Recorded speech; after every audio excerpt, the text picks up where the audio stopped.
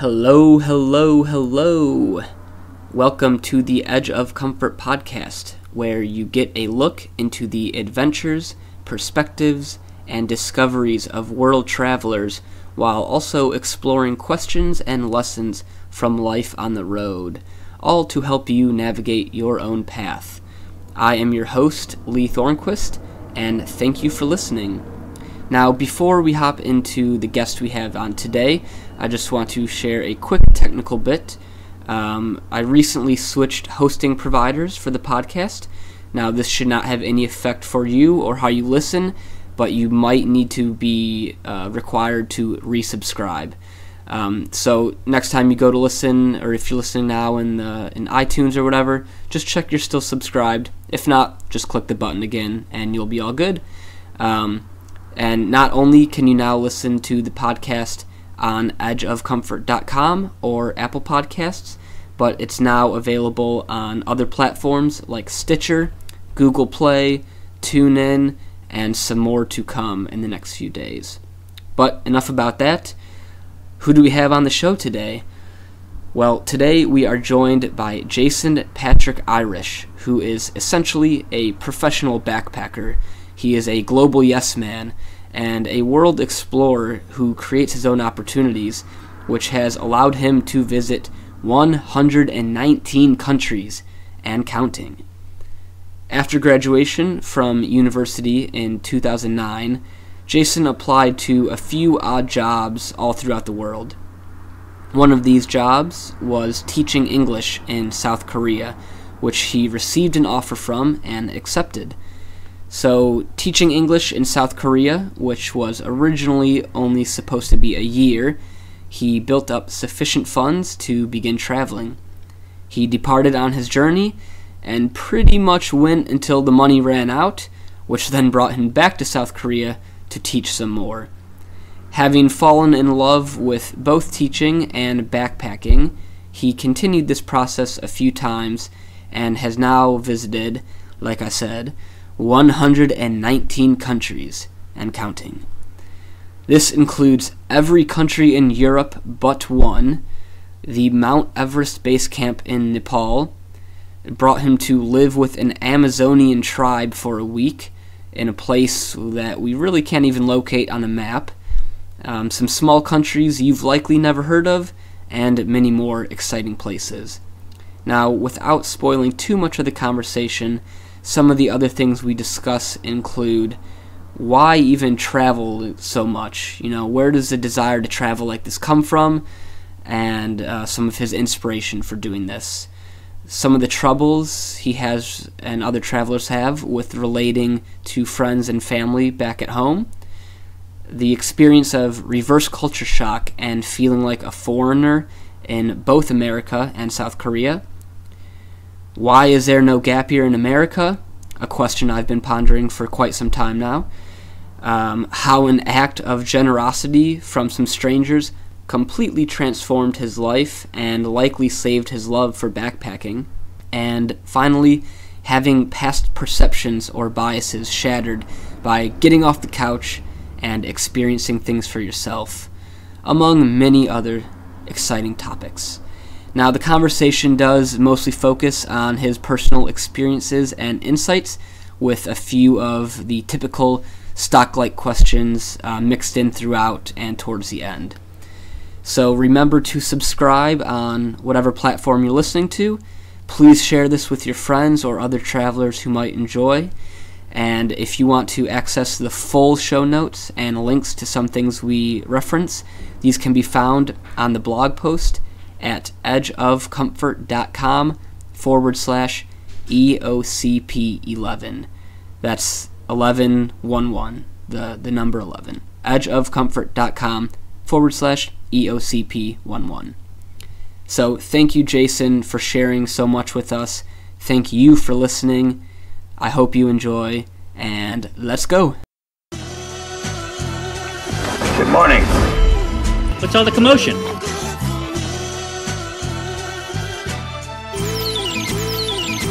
Wow.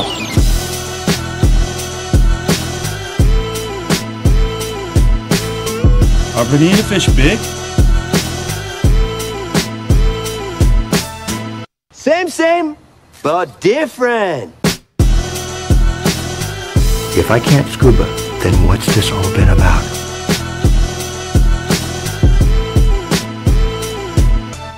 Welcome to the Edge of Comfort podcast with your host, Lee Thornquist. So, welcome, Jason, to the podcast. Glad to have you on here today. How is everything going in Florida? I know you've had a little bit of a rough day today. But still sunny and beautiful and not snowing, so Yeah, can't complain. So you're from New York, right? So you were just spending a few days there over the holidays? Yep. Okay. Niagara Falls, New York. Oh, really? Okay. Yeah. Are you a Buffalo Bills fan then? Go Bills next season. Yeah. Well, you guys actually made the playoffs this year, though, didn't you? First time in 18 years, I think. Wow. That's pretty impressive. I'm a Bears fan, so it's been a rough few years for us as well. Yep. Tell me about it. Yeah. But, man, I was actually, when Ryoji made the connection for us, he's like, oh, yeah, I know a guy who's been to 119 countries. You should talk to him. I was, like, legitimately nervous to talk with you because I didn't even know where to begin. Like 119 countries, that's absolutely nuts. And, like, I honestly didn't know even where to begin with that. But I guess one of the things that stood out when I was just kind of scrolling through some of your stuff was, were you intentionally bitten by a piranha a few years ago? Figured when in Rome or when in the Amazon, give everything a try. So we went fishing, and I was the smartass that let them bite my leg with a piranha. So they just like catch piranhas and offered to have it bite you just for fun? Like, well, I was just drunk college kids, and I was like, yeah, let's try it. And sure enough, the guy was like, are you sure? I was like, yeah, why not? And so, yeah, we took some amateur footage there of that video, and I got bit by a piranha. That's definitely something that, a unique experience. Yeah. What did it feel like? Was it just, can you even compare it to anything, or? Nah, I mean, it clamped on there pretty well, and after they removed it, maybe like 10, 20 seconds later, finally the blood started coming out because they're such fine little teeth holes. It was a stupid thing, but no regrets. Yeah. So you got back to the United States after you said you were away for 5 years, and you just spent your first Christmas back at home in 5 years. Oh, yeah. I usually go home every 2 years or so, but not for the holidays. So I was home maybe 2.5 years ago, last time, but not for any holiday or anything. Okay. So first time home in 2.5 years. Yep. First time back in the States. So have you been traveling that whole time, or are you like living in another country doing some work, or like having a home base somewhere else? Home base is South Korea. I've been living there for 5 years on and off as an English teacher. So that's been my piggy bank and my travel home. Okay, got it. So teaching English, I know that's kind of a popular thing among many travelers. I actually have a cousin who has been teaching English in China for the last 5 years as well. But I guess, why did you decide to go that route and do the English teaching? And I guess, is there like a specific reason why you feel like a lot of people do choose that over other things? For me, it was just a couple weeks before graduation, and I was one of the only people I knew that didn't have a PhD program, master's program, internship lined up. So me and my best mates went to the bar with our computers and applied for some ridiculous jobs around the world, like teaching English, crab fishing in Alaska, park ranger in Yellowstone, just all these ridiculous jobs. And sure enough, Korea called me back and offered me a job straight away. So I was originally going to go to Turkmenistan with the Peace Corps, but then I found out, hey, I can make money and travel the world, so English teaching it was. And you've been in South Korea since, or as your home base? Yep, five total years. Okay. What part of South Korea are you in most of the time? Daegu. Okay. Right in the middle of the country. I'll have to look that up. It's big. It's the third biggest city in Korea, but okay. Nobody knows about it unless you live in Korea. Got it. I'm sure you get this question a lot, but I gotta ask it. Has it been weird at all with like North Korea at all lately, or since you lived there, is it just like same old, and nothing really changes? Same old, nothing changes. Go about our daily lives. We don't care about it. Yes, it's glorified in Western media, but nothing's happening. Okay. Sounds about accurate. It's yeah. I'm sure being American, people ask you about Trump all the time, and it's just kind of like, yeah. Yep, the number one question, did you vote for Trump? I didn't actually vote. I wasn't even in the country. So. Yeah, it's funny how, like, as soon as you say you're from somewhere, people just kind of fall back on what they know, which is usually something from the media, and it's something that really in our day-to-day lives is just, like, not that big of an issue, or, you don't really think about how much it affects you. It's just kind of like, oh, yeah, that's just kind of how it is there. Yep, exactly. Yeah. So, have you been doing a lot of this traveling solo? It looks like your last kind of big adventure was the Silk Road. Yep. Okay. Yep. So are you doing a lot of this solo, or with friends, or just meeting up with people along the way? I would say probably like 80% solo, and then I've been just traveling and visiting friends in different places. Like that's why I'm here in Florida right now, just visiting friends. And, you're never solo. You're always with people. There's always other backpackers in the hostels and whatnot. So, yeah. Okay, got it. So, yeah, I guess to talk about your accommodation a little bit. So, you've obviously been able to fund this with your teaching in Korea. So, when you're out and traveling for months at a time, are you mostly staying in hostels or doing couchsurfing or a mix of different things? A mix. Typically just hostels, but I do some couch surfing as well, or stay with friends that I've either hosted in Korea or met traveling abroad. So it's usually hostels, but a nice mix to stay with friends sometimes, couch surfers sometimes.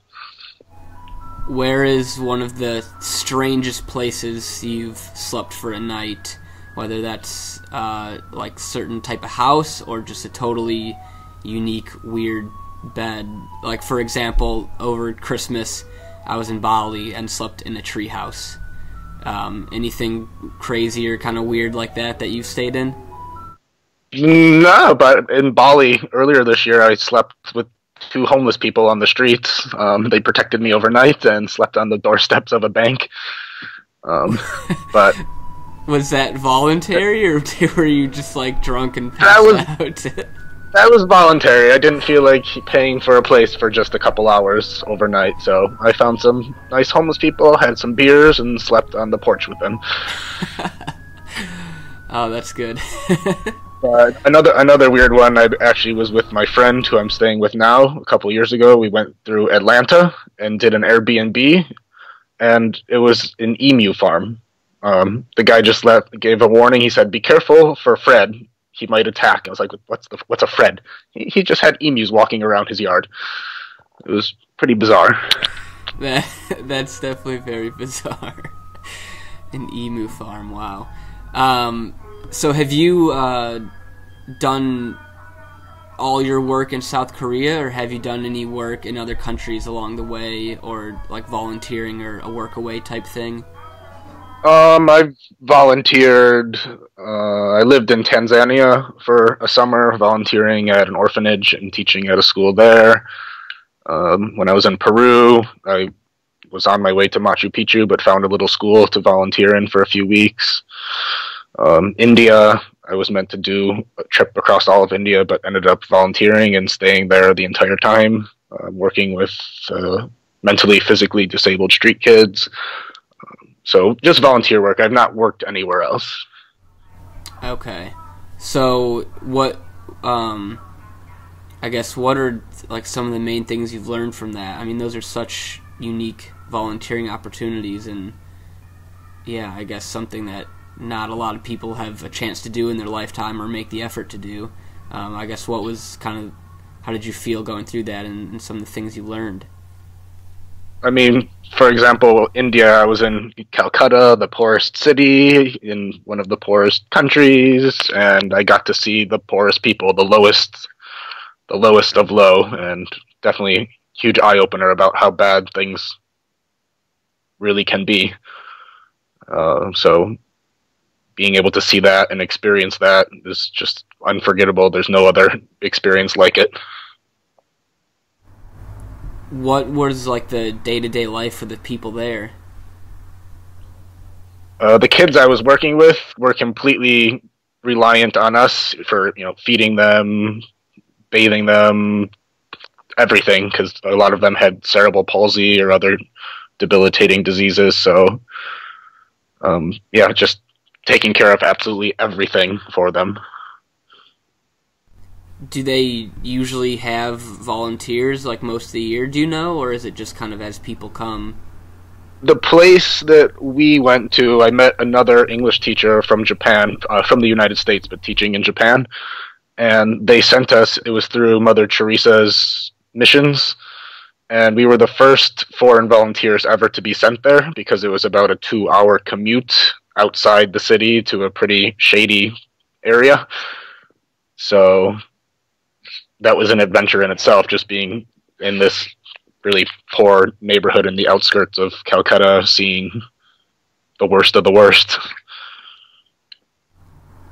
Did you guys stay like with families there, or were you just like in the school, or?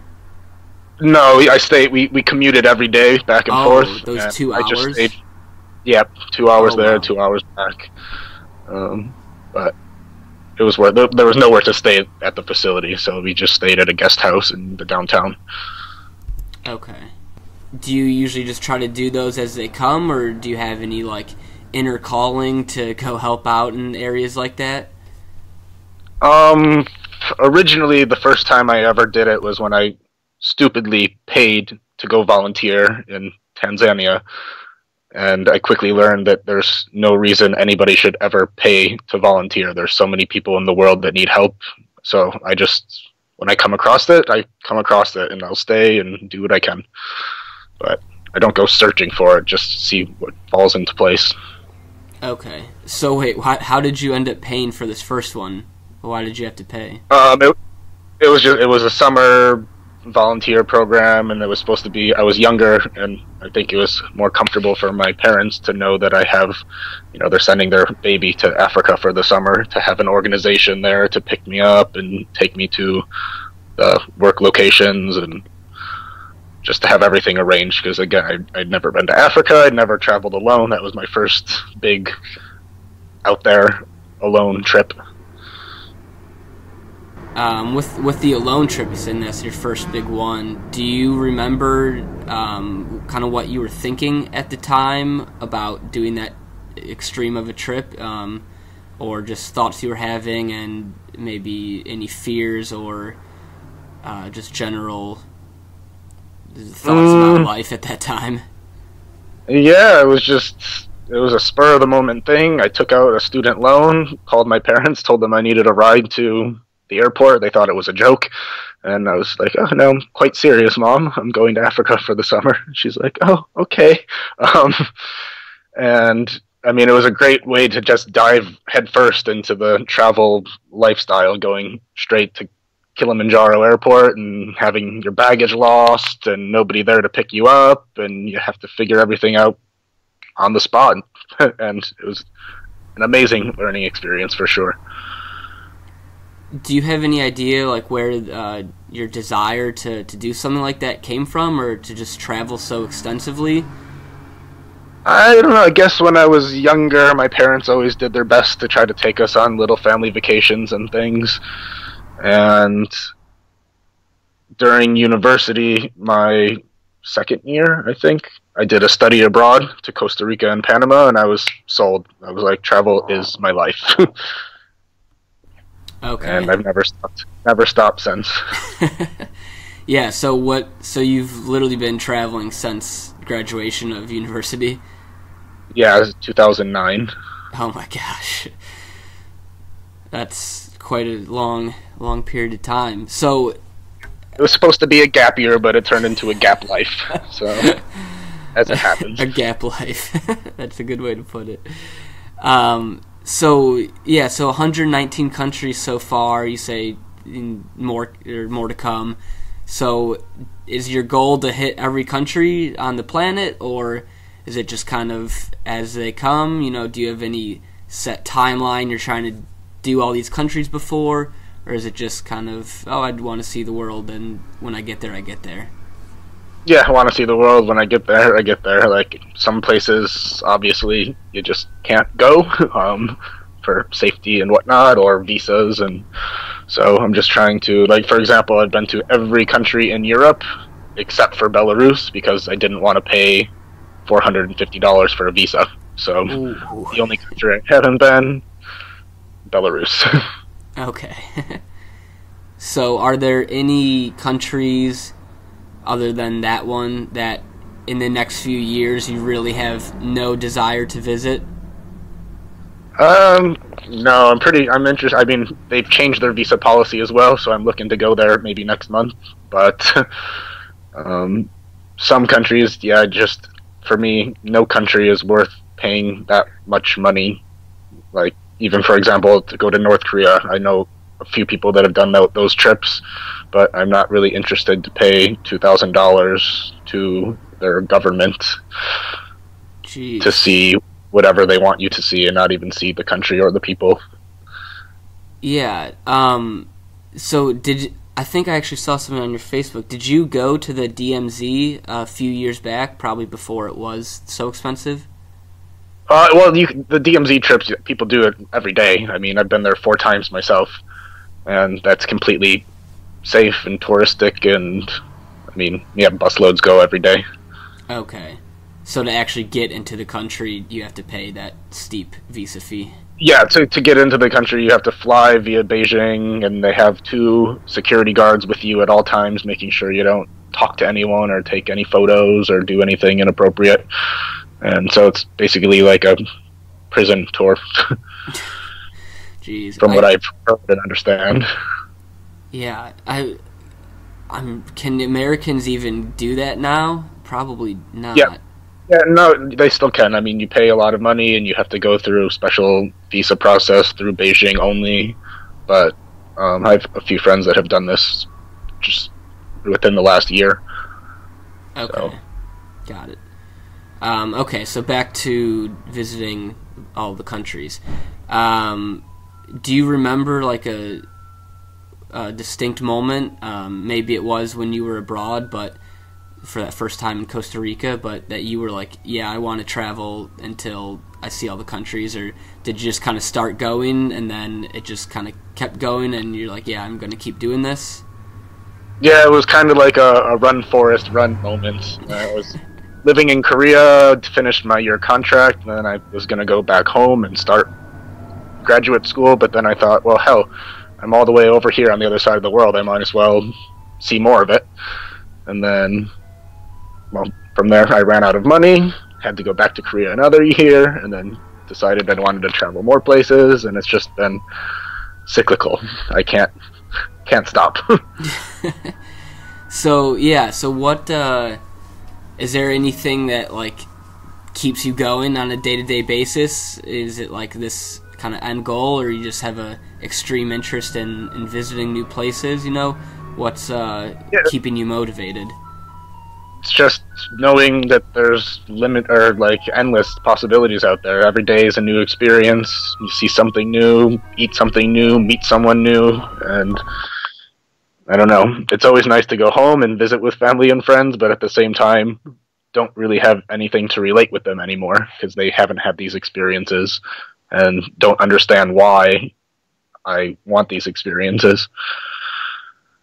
With relating to people back home, you know, when you've done these incredible things and seen these places and cultures that, you know, you can't relate with them to, or you can't relate them to, yeah, I guess, do you even try to, like, share with them, or do you just share photos, or I guess what's that look like when you go back home and talk to your friends who have obviously lived a little bit of a different life from you? It's usually just like, oh, we saw your pictures on Facebook from here and there, looks nice, end of conversation, or where are you going next, or nothing too specific, and usually just the same first question, oh, you live in South Korea, isn't it dangerous? But, no, it's one of the safest countries in the world. Safer than home. Yeah, safety is definitely an interesting issue abroad and from home. But is there, you know, you having been back home a few different times and each time having traveled a bit more, have you seen a bit of a progression with that, or with like your friends back home, or is it more of just like each time it's kind of similar thing where, yeah, you know, it's kind of same old story, oh, you saw those places, cool, like what's next, or has it been more of a progression? Nah, same banter every time I'm home, like, oh yeah, it looks cool, oh, I could never do that, or oh, how could you afford to do that, and always the same stuff. Okay. Yeah, I mean, is there, I guess, because that's one of the things I'm a little bit concerned about going back home. I'm only doing a 9-month trip, which is still decent time. I say only 9 months, but... yeah, I mean, for some people, they don't do 9 days, so that's huge. Yeah, very true. So, like, have you found any ways to help combat this a little bit, or is it just kind of the friends who are going to be interested will be interested, and beyond that, just... not even worth trying? I think there's just been a pretty big shift in my friend repertoire. Like, now I would say most of my friends are outside of the United States, people that I've met, other travelers that I've had these experiences with that I can relate with. I still have my good friends at home who kind of understand me, but for the most part, I would say the chunk of my friends are all international. Do you feel that it's your American identity is almost kind of like you're maybe like a foreigner in both lands of South Korea and America now? Yeah, I would definitely say this. Even when I come home, usually the first thing I do on the flight is watch as many movies as I can, so I have something to talk about with people, and it's always like, oh, what? Just talking about TV shows and things that I've never even heard of, and it's always a bit strange coming home, and everything's kind of the same here at home, but I don't really fit in, I guess. I don't know what the newest TV show is, or what the newest trend is, or, you know, that kind of stuff. What's one of the things that, when you were back living in the U.S. more consistently, that day to day you maybe took for granted or didn't realize how normal it was to us or to Americans, and then after coming back home from 2 or 3 years of travel you saw and you're like, whoa, how did I do this every day, or how did I just totally think this was normal? Was there anything like that? I mean, even small obscure things like you're at a shopping mall or an airport and there's drinking fountains. Wow. Some countries there's no drinking fountains. And little things like this that you really take for granted until you have been abroad. Ooh, a sit-down toilet. Ooh, hot water. Lots of little things that you would never think of until you're out there. Do you have sort of a reverse culture shock each time you go back, or have you obviously you say you watch movies every time you go back on the planes, but besides that, like with the culture of Americans and day-to-day interactions among people, and do you feel any kind of reverse culture shock with that? A little bit, even because being in South Korea, I'm used to always saying thank you with a nod and a little bow, and even my mom was like, why are you bowing to me? Stop that. It's just like a natural thing when you say hello or goodbye or thank you with a bow, and it's a habit that I have to try to break because people get creeped out when I'm bowing at them. And, but yeah, it's a little reverse culture shock for sure. Even at home, my mom, the first day, she's like, why are you throwing the toilet paper in the wastebasket? I was like, oh yeah, we flush here. We flush the toilet paper. Like, just little quirky things like this, and I'm just like, oh wow, yeah, I need to reevaluate myself here and try to be a little more American. Is in South Korea, is it in the basket too, or are you able to flush there? Oh, usually flush. Okay. But backpacking so many places, old pipes, it's just it becomes something you don't even think about. Like, oh, why am I putting my toilet paper in a basket? Yeah, that's definitely one of the shocks. First time going to a country that doesn't have good plumbing. Yeah, I mean, your first time with a squatter toilet is a big travel moment right there for everybody. And or the bum gun. Oh yeah, like when you don't even like, what do you do with this? It looks like a car wash, like inside the toilet. So yeah. So what's one of the stranger cultural things you've witnessed? Whether that's like just a little thing like throwing toilet paper in the wastebasket instead of flushing, or whether it's some larger thing like a tradition or ceremony that you've witnessed or been a part of? Trying to think. It's a tough one. I mean, there's so many things that I probably, first time traveler, would be like, wow, that's really weird, but now it just all kind of seems normal to me. Like even just 2 months ago, I was in Kyrgyzstan, and I was hitchhiking, and a family picked me up, and they brought me to a wedding in their hometown, and it was quite interesting seeing all this wedding stuff. Like, for example, the bride, she stays in a private room and doesn't see anyone, and the men go in one by one, and if they think she's beautiful, they give her money. That's pretty bizarre. So if they don't think she's beautiful, they just walk out and... Yes. I mean, you give something, but the amount, basically, you're judging her beauty, which I just think was really bizarre. And I left my wallet in the car. I was like, oh, she probably thinks she's ugly. I didn't give her any money. But I had no idea this strange little ritual. So you were hitchhiking, got picked up by a family, and went to their wedding. Yep. I'm assuming they didn't speak English. Just the one guy who picked me up, he spoke English, and the rest of the family didn't speak any English. It was about everyone in the whole village was at this wedding, about 100 people, and I was like a celebrity. Everyone was just, oh, do a shot with me, oh, you sit at the head of the table. I was like, it kind of made me feel a little uncomfortable, but after a couple shots of vodka, loosened up. Yeah, so how do you, when you're a tourist, and especially in a country like that, or an area of the country where, they probably don't see many people like you often, how do you deal with that attention and just everyone trying to, oh my God, where are you from? Or, how do you deal with that sort of attention, whether it's kind of wanted or not?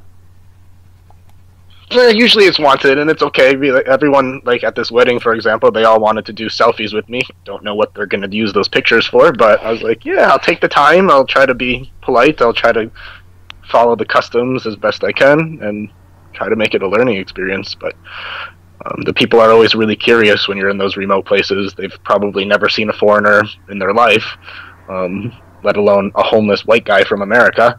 And they're just, very curious. They want to know where you're from, what are you doing. Like, for example, when I was doing the Trans-Siberian a few years ago, once they found out I was American, because first I was telling everyone I was Canadian, and then they found out I was American, and they're like, oh, wow, the great America, Hollywood, mom and dad, actresses. I'm like, well, this is a great opportunity to try to, enlighten people about America, my country. You said at first you were telling them you were Canadian. Was that obviously intentionally, but why were you saying you were Canadian? It was just a time with pretty high tensions between the U.S. and Russia, and it was my first time in Russia. I had no idea, and it turned out that the Russian people are probably the most friendly, hospitable people in the world, and they really love Americans, surprisingly. And people took care of me for 30 days. People took me into their homes, fed me, drove me places. It was incredible, and it was a total wall breaker for me as well, having certain stereotypes about Russians being cold people and they never smile, to wow, they're the friendliest people in the world. So it's a good way for my biases to disappear, and for me to show people around the world that Americans aren't these horrible people that everyone thinks we are. Okay, so two questions off of that. I want to get back to kind of those biases we have, but before that, so yeah, with being representing your country abroad, do you now kind of almost feel like when people are just do those stereotypes or whatever they see in the media, oh, Hollywood, mom and dad actress, is it almost like a good welcoming opportunity for you to be like, oh, you kind of said like, oh, here's a learning opportunity for me to help change these person's perceptions or what they think about America? Do you almost feel like an obligation to do that now for yourself and for the country? Absolutely. As soon as you step foot off American soil, you're an ambassador of your country, and every action you do, everything you say, you're carrying the weight of the country with you. So for me, it's always a great way for me to educate people about we're not all rich Hollywood people. Like, my mom was a teacher's aide, my dad's an electrician, just normal people, not what people think. Okay, and so with those biases and perceptions that we might have of other cultures, from having your view of Russia being cold and unfriendly to, holy shit, these people are super friendly. Yep.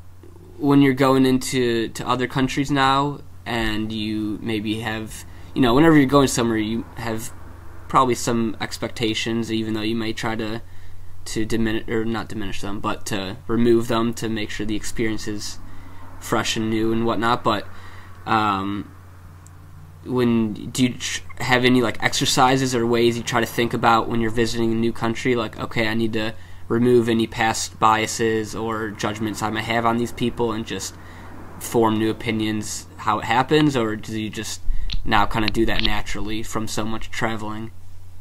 Yeah, it's definitely just a natural thing, because even, for example, a couple months ago I was traveling around the Caucasus countries in Georgia, Azerbaijan, Armenia, and in each of those countries all the people are like, oh, that country's terrible, they're horrible over there, and every country I go with a smile on my face, and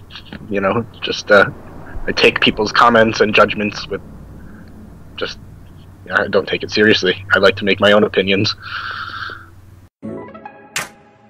How do you kind of keep things fresh on the road, or like, do places start to blend together at all, or when you're visiting 3 or 4 countries all next to each other, I guess, how do you kind of keep each area unique and fresh? And I'm sure in Europe there's a lot of museums or churches and things like that. So how do you kind of make, when you look back on stuff, does it kind of blend together, or do you have any ways that you try to really separate and be able to think about a place and go, oh yeah, this is that, and that? Yeah, I mean, sometimes I get a lot of deja vu moments where I'm like, hey, I think I've been here before. Maybe I have, I don't even remember. But it's just always trying to keep open-minded about it, because a lot of people, you go to Europe and they're saying, oh, just another church, another church, another church. And like, well, each one is unique. Different history, different different architecture, or same in Southeast Asia, where people start to say the word templed out because they see too many temples. But, you have to look beyond that and try to see the uniqueness of each of those places. I'm guilty of saying templed out. We've all been there and done that, especially places like Angkor Wat, or, Yeah. Yeah. So do you try to, like, I think the main reason I said templed out was because we tried to cram everything into one day. I think we did 10 or 12 temples in a day, including Angkor Wat. So have you found it's better to maybe space things out in multiple days? Or, I mean, if you're traveling somewhere and only have 2 or 3 days, do you still try to cram as much as you can into those? Or just say, I won't see everything and I'm okay with that? I guess it depends where I am. Like, for example, when I was in Angkor Wat, I was with 3 of my friends, and we stayed for 4 days, and we bought the pass, so every day we just go and at our own leisure instead of bam, bam, bam, like checklist traveling. But then other places, like when I was in Norway last month, I was like, well, shit, Norway's expensive. I'm probably only going to be here once in a lifetime, so I'm going to haul ass and try to do and see as much as I can. So it always depends on the location, the time, the cost, for example. You want to do as much as you can, but not be too pressured. Okay. So yeah, with let's talk money for a minute. When you're going on these trips, do you know that, like, the time frame you're going to have? So say you go and work for a year in South Korea. Do you know, okay, this amount of money will probably be able to travel for another year or 2 years? Or do you try to budget it very strictly? I guess, what's your process with money and trying to plan out your travels? Well, that's just it. If I don't have the money, I don't travel, so then I work. But for me, I tried always have over budget. Like, for this past trip, it was 4.5 months of traveling, and I budgeted only $5,000, but I only spent $4,000. So it's definitely important as a traveler to have a budget, so you know your means and how long you can last. How do you, like, when you're in these places and, there's always something to do, there's always something to pay for, always some sort of tour or adventure you can go on.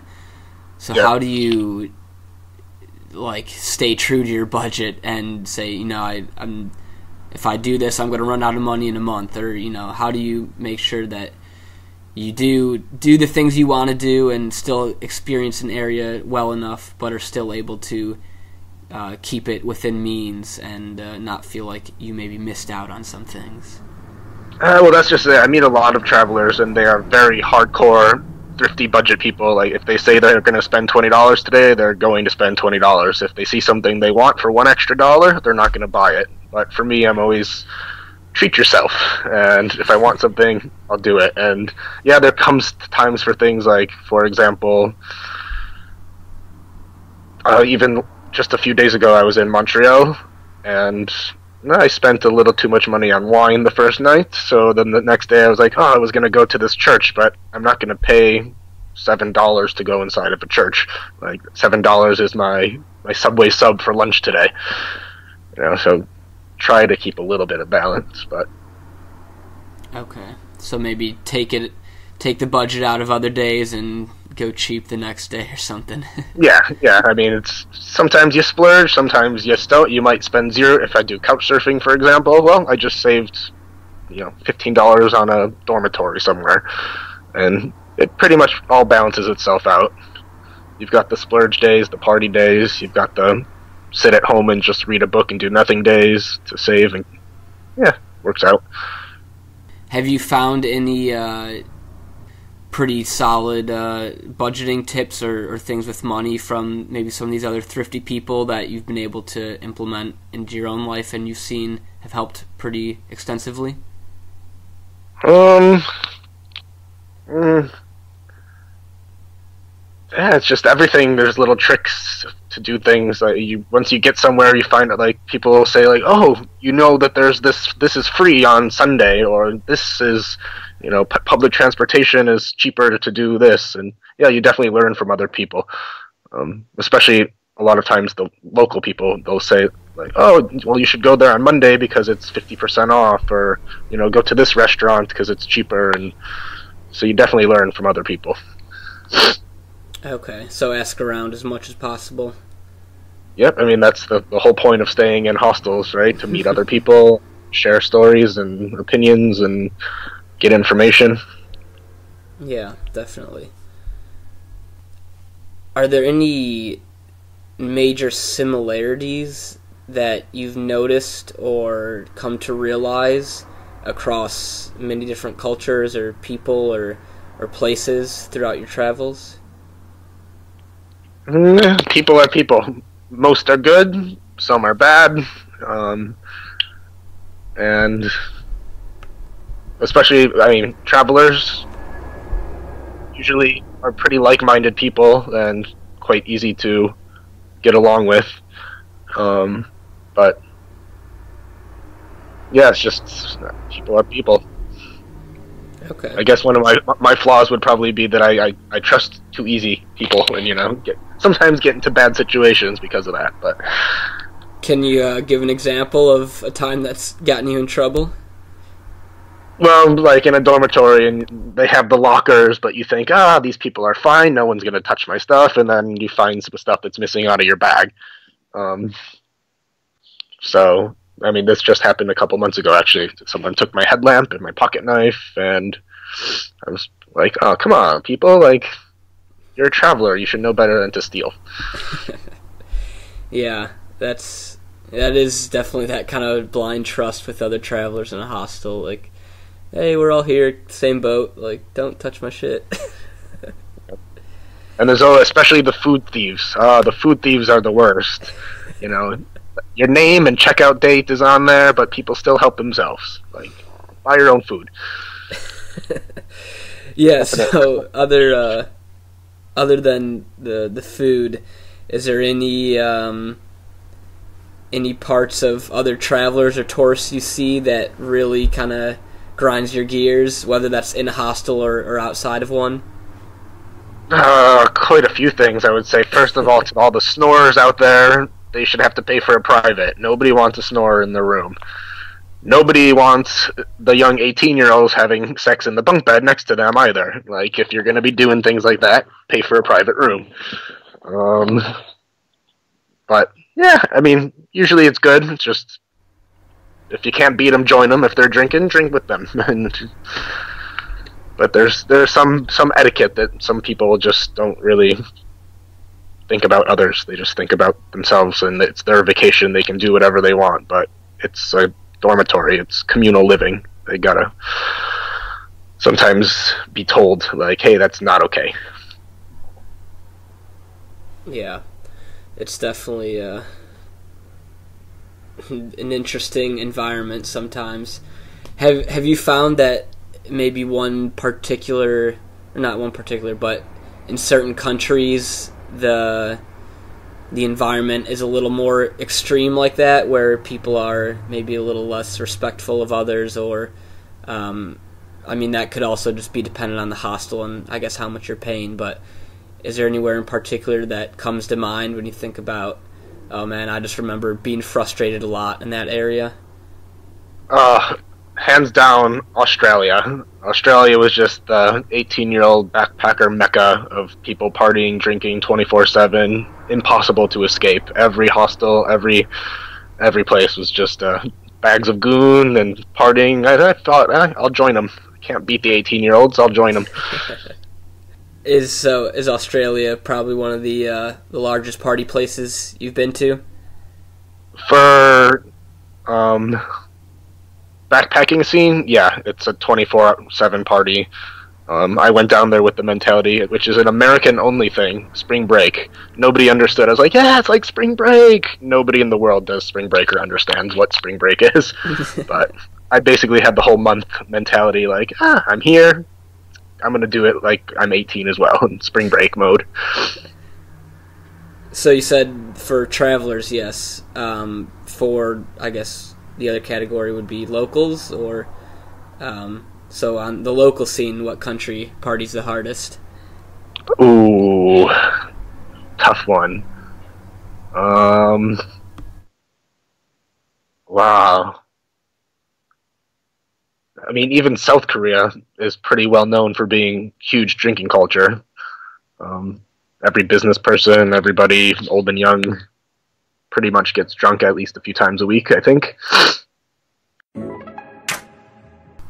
Have you thought about going to other countries to teach, or since the relationships and companies or schools you've worked with in South Korea, that's been a good area to go back to, or have you ever thought of like transferring to a different country?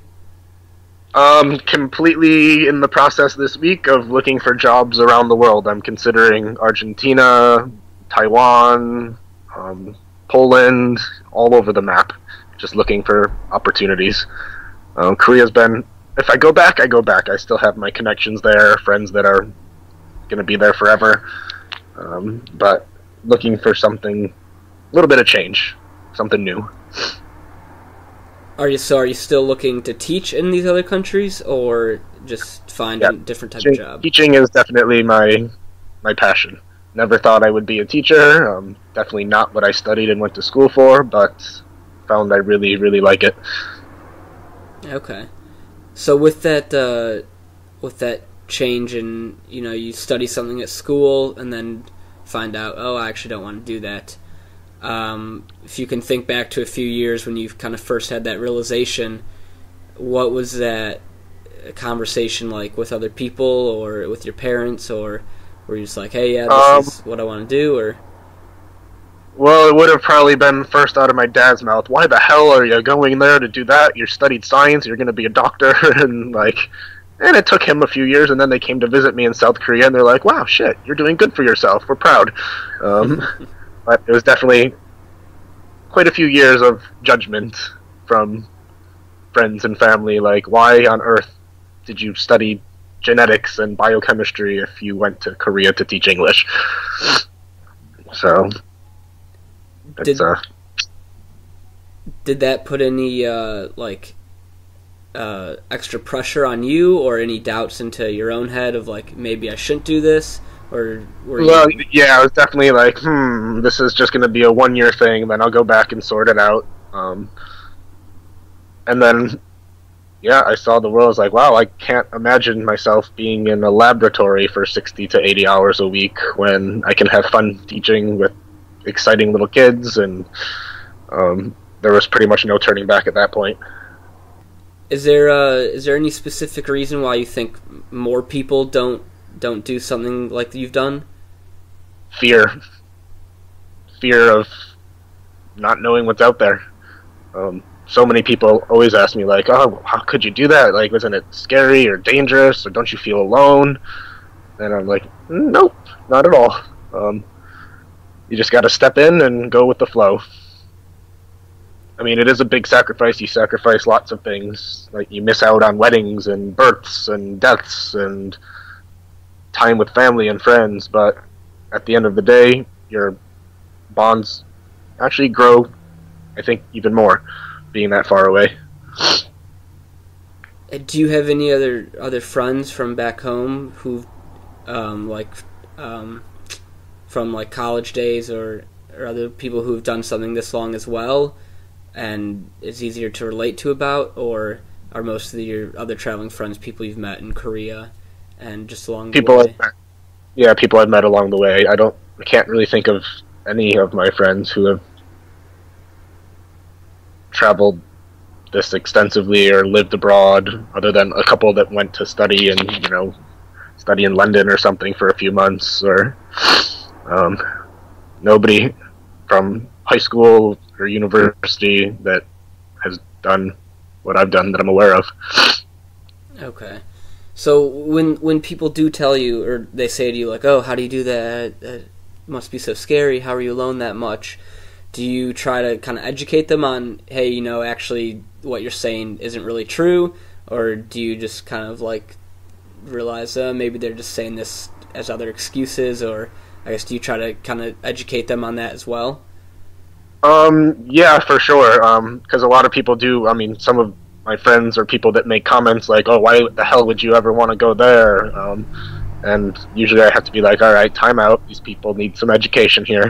I'm like, "Well, first of all, you don't even have a passport. That's pretty sad. Like, that means you only want to be here for the rest of your life." And then I have to kind of. It's a great way for me to really teach people, like, hey, the world isn't this big, scary place. Which I am from a pretty small town. I think there's like 10 or 20,000 people, and I would imagine most don't leave that safety zone.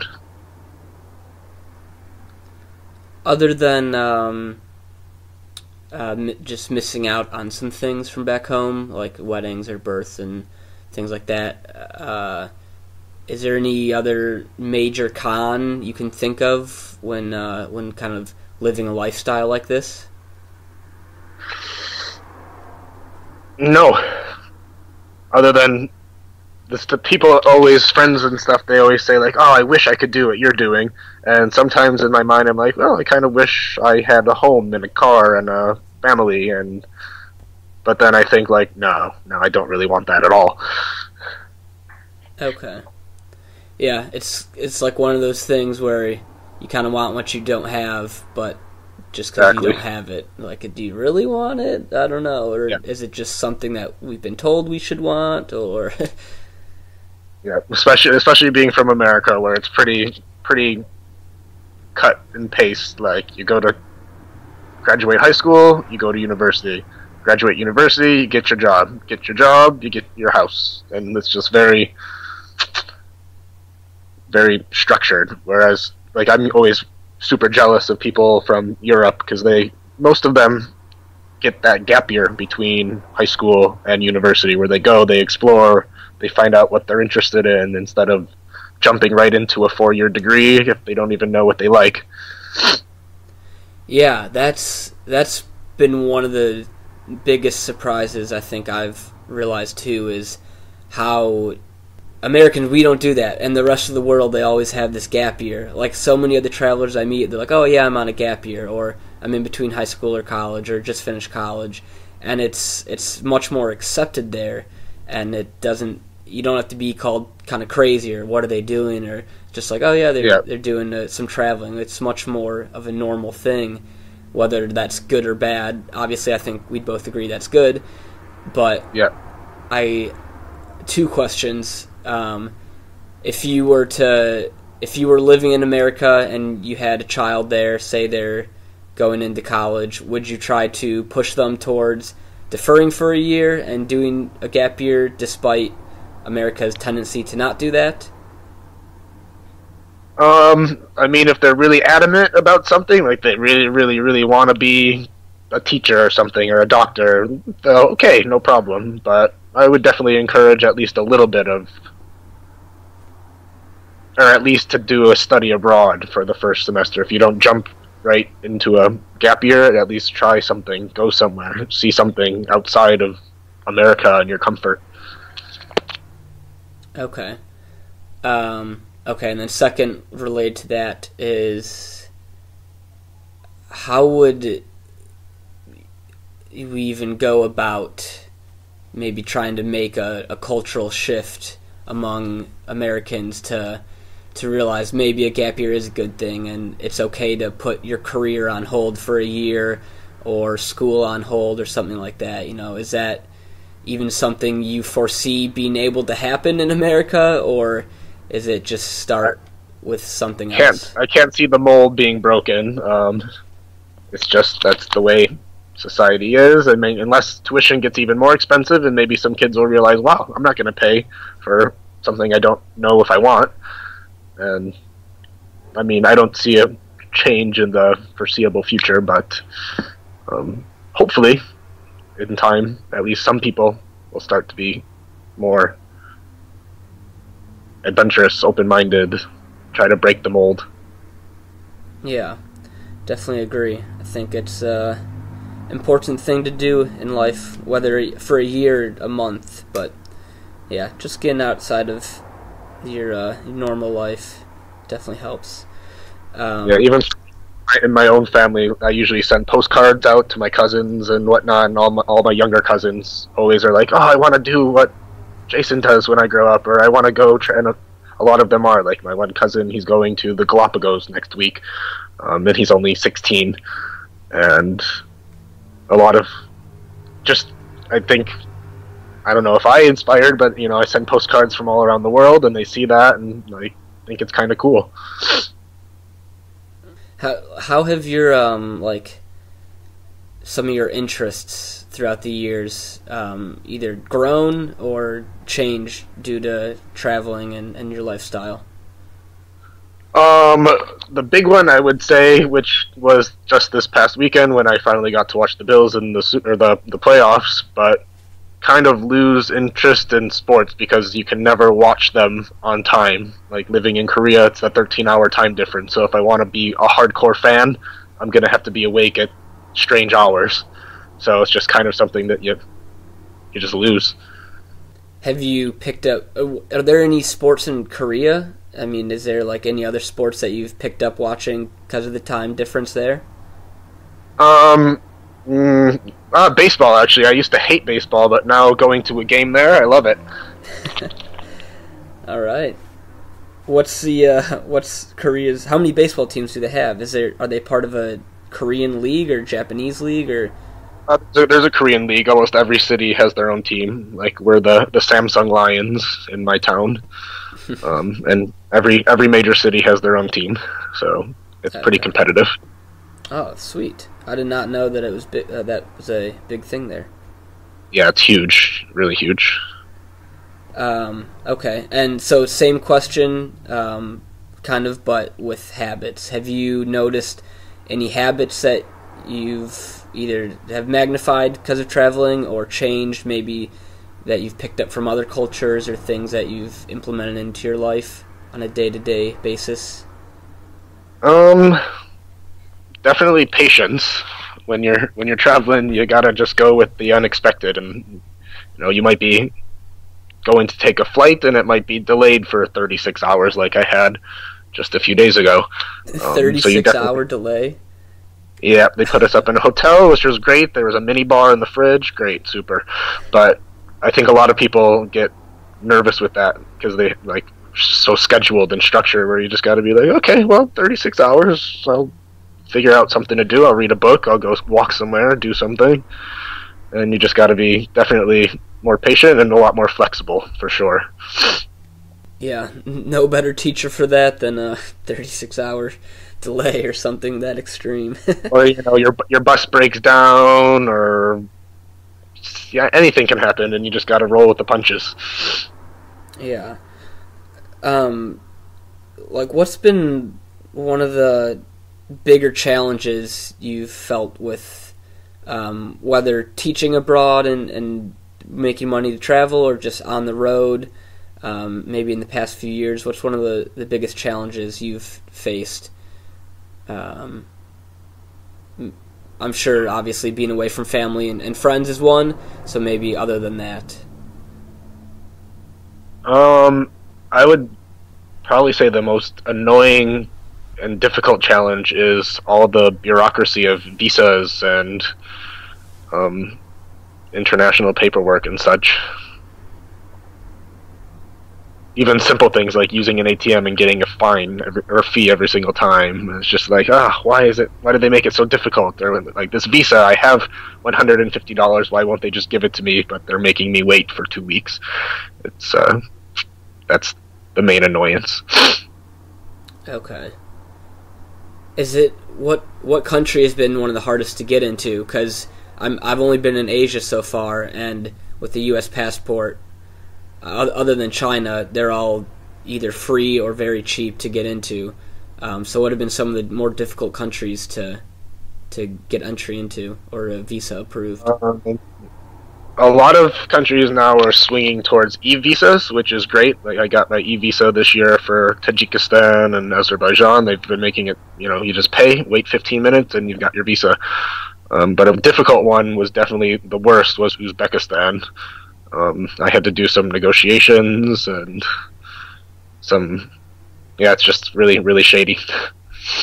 And I went to the embassy in Tajikistan, and I said, like, oh, I'm American applying for a visa, and they said, oh, you need a letter of invitation. And I said, no, I don't. I checked with your embassy, and you don't need that. It's your government policy. And they're like, oh, no, you do. I was like, no, I don't. And there was some back and forth banter, and they're like, okay, finally, they said, okay, come back in 10 days. And I said, well, no, I just won't go to your country then. And he's like, okay, maybe 2 days. And it was just a bunch of bullshit. Like, I just want to go to your country, spend some money, and see some things. But why are you making it so difficult to get this visa? That's that's so wild. Just, no, yeah, we require this. Like, no, you don't.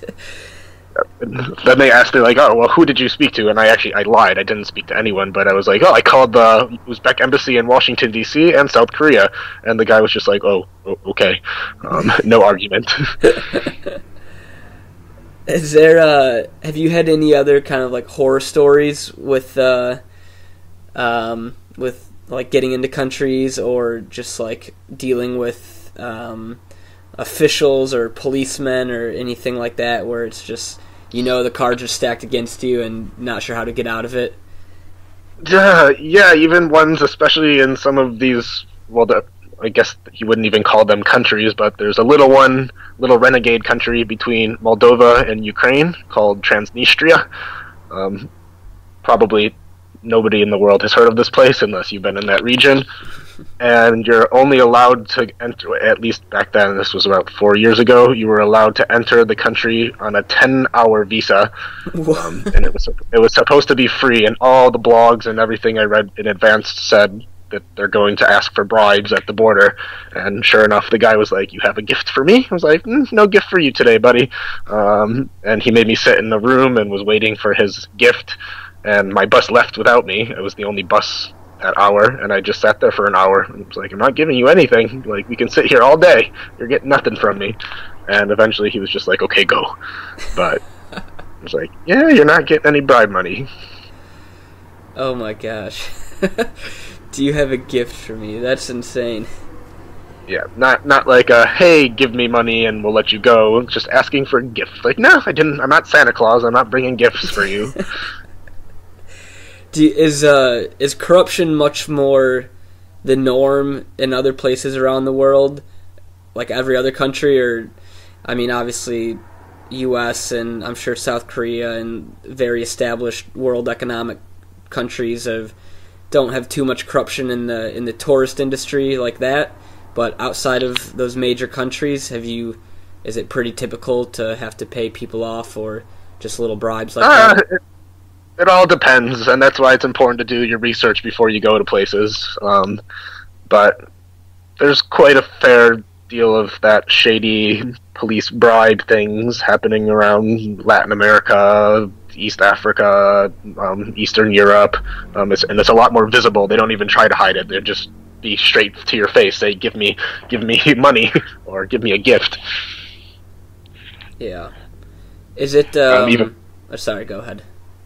I was just thinking of another example. One time I was crossing back from Rwanda into Tanzania, and it was just this little river crossing. A guy on a motorbike drove me, and the border guard was like, oh, we're not open today, but if you give me $50, we can open today. I was just like, how do you close an international border?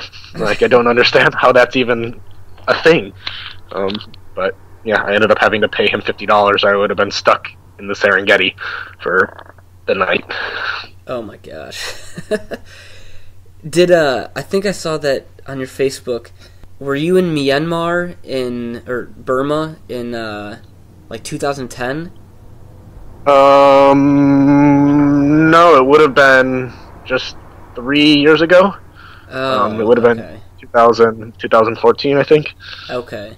So that was pretty shortly after they actually opened the borders back up to tourism, right? Yes, it was still pretty new, and it was very well organized by the Chinese government, where you could go, when you could go, what you could see, who you could talk to. Okay. So it's still very structured. very much. You have to stick to the main tourist path, and you can't stay with locals. You have to stay in tourist hotels run by the government, and it was very, very controlled. Okay.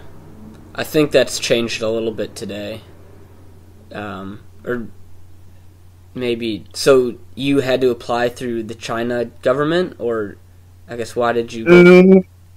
No, I think I just got the visa on arrival, but from speaking with locals, I did a little bit of trekking off the beaten path illegally and got some very good insight by the locals about how things are very controlled by the Chinese government. Okay. Okay, sorry, to step back for a second here. You mentioned obviously it's important to do research before heading to a place. So do you have any resources or websites or apps that you go back to time and time again to maybe start off your research, or always check about countries or any place?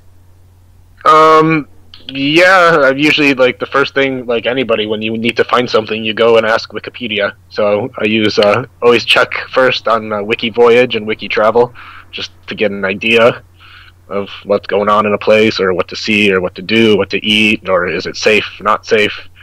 Because I find a lot of people always ask me about, especially checking for safety of countries.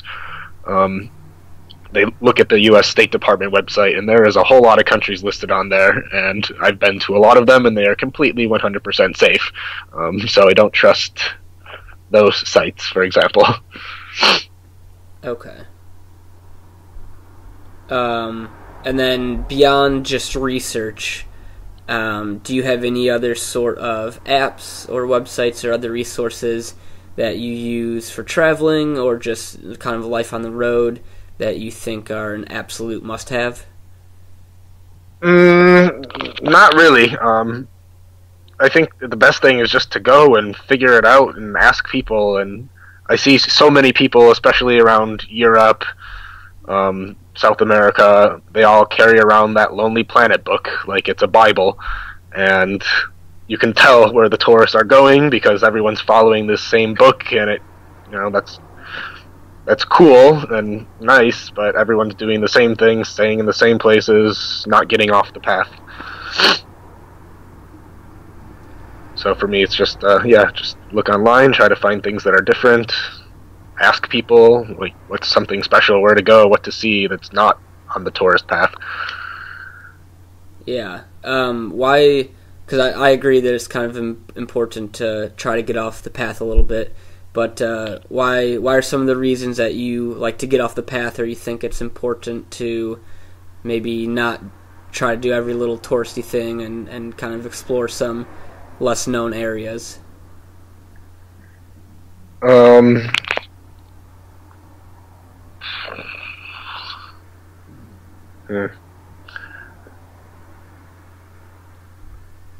Yeah, it's just, I think people should, and there's no way you're ever going to find out these special places without connecting with the local people.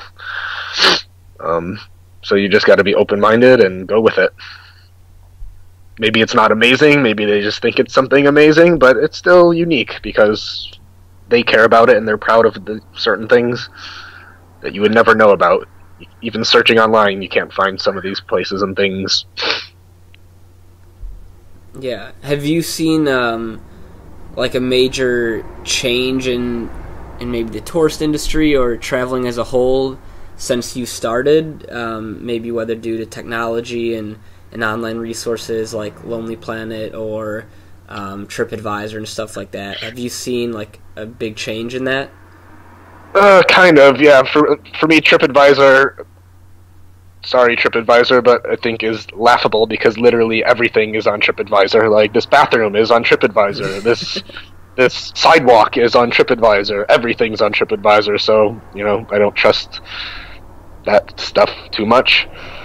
But definitely, I've seen a big shift in the dynamics of traveling and like which countries people are traveling from or which countries people are going to.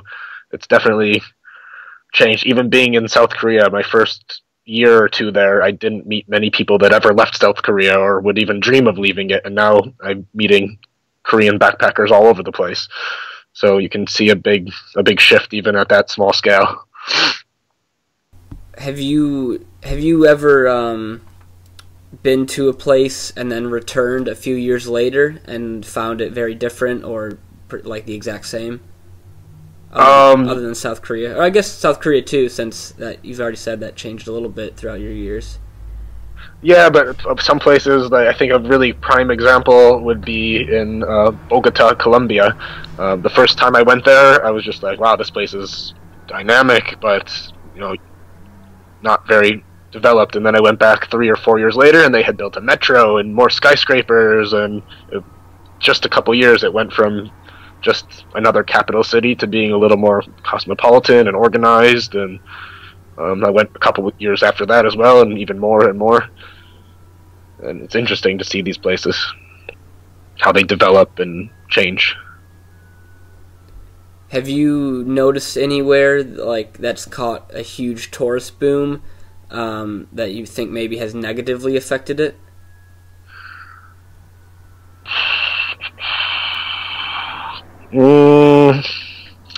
Tough one. Not that I can think of off the top of my head, actually.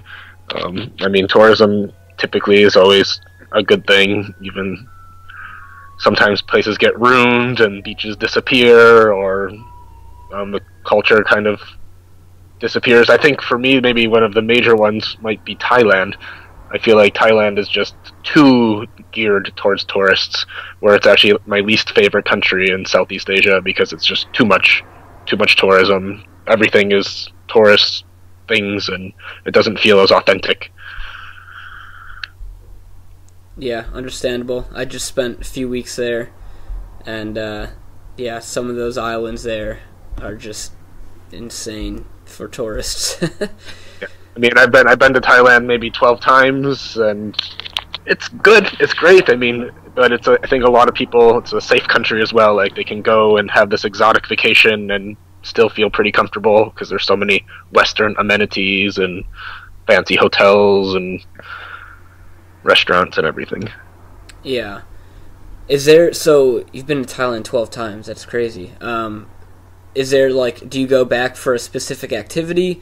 Or I guess when you are traveling maybe on trips and stuff, do you ever go specifically to do an activity like maybe scuba diving or mountain biking or something like that?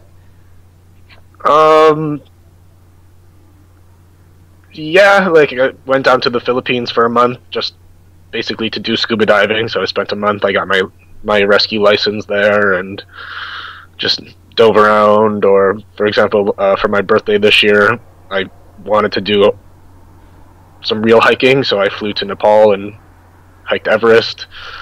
So there's, yes. You hiked Everest? Not to the top, just to the base camp. Oh, shit, okay. Still, that's nuts. Yeah, it was a nice 9-day hike. Easy. And can you expand on that a little bit more? So is 9 days just to get to the base camp? I think we did 7 up and then 2 or 3 down. It's an 80-kilometer circuit, so, and you go up to, I forgot the actual altitude, like 5,600 meters or something. You're definitely up there. Altitude sickness for sure. The vomiting, the headaches. Did you meet any of the people at the base camp who were trying to summit, or I guess who were the other people there? The day that we arrived at the base camp, it was completely empty because it was the peak time in May to summit, and that day all the climbers were up there, and there was actually the accident this year where 3 or 4 people died the day we were there. So that was pretty intense when we started seeing all the helicopters coming in and rescue teams and stuff. But Jeez. Yeah, you meet lots of people on the actual trail going up. There's loads of other backpackers and even families and people from all walks of life. Yeah, did you go to Nepal kind of strictly for that, or have you been to other places in Nepal? This was my first time in Nepal, and I went just to do that because I was turning 30 and I wanted to do something a bit different for my birthday. So, flew to Nepal and hiked. Okay. So, touching on your birthday and maybe like some holiday type stuff. So I know you said first time back for the Christmas holiday in 5 years. So what have been one of the most untraditional holidays or birthdays that you've had? I've had quite a few strange birthdays. Like one year, my friends met me in Dubrovnik in Croatia, and we just went and did a booze cruise and sailed around. And that's where I got addicted to Game of Thrones, unfortunately. Not a bad another addiction. one. I was in Oman, and I completely forgot it was even my birthday. And I met two random people, a woman from Germany and a guy from Austria, and they rented a boat out and took me on a cruise around Muscat Harbor. And I was just like, wow, cool birthday. Wasn't expecting anything, and here I am cruising around to these people I just met. Do you try to do any special thing on like the holidays, like Christmas or Thanksgiving? Because I know, at least for me, this was kind of my first time I was away for Thanksgiving and Christmas, and it's always a little bit strange. I mean, it was my first time, so maybe a little bit more, and maybe you think a little bit extra about people back home and maybe past traditions or things you usually do around that time. Is there anything you usually try to implement into your life on those days or around those periods of time? No, usually it's just try to be near some sort of source of internet to make some Skype calls home, and I've had lots of strange ones. Like one year for Thanksgiving, I was in Poland and visiting Auschwitz, and I was like, well, I'm pretty thankful for everything in my life, being in a place this sad. And if I'm in a place, even one year I was in Peru with the volunteers I was working with, and none of them were American, but we decided I'm going to have Thanksgiving dinner, so we had guinea pig instead of turkey because there was no turkey. I made some mashed potatoes and tried to make it feel homey.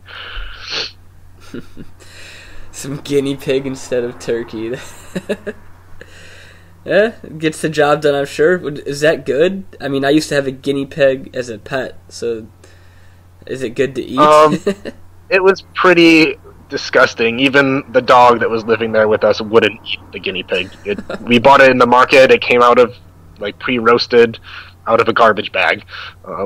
But I was like, I'm in Peru, I should try this. And yeah, it was horrible. Nobody ate it. The dog wouldn't even eat it. What's one of the more stranger things you've eaten other than guinea pig? I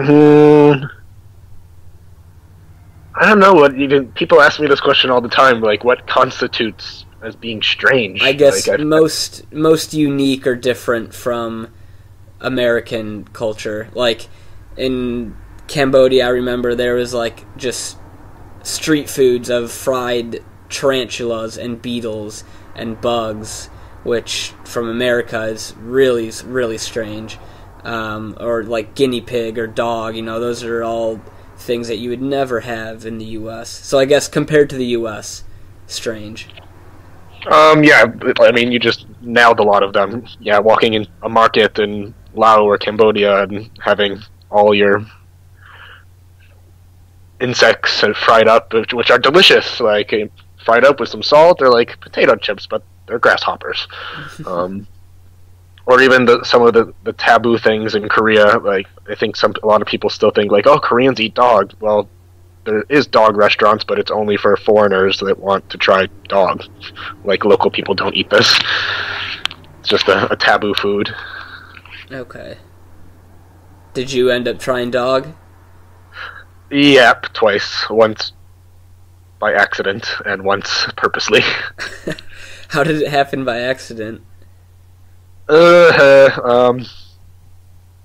Yeah, didn't know it was dog until the next morning, and then we found out we ate dog. Did you feel like sad for that?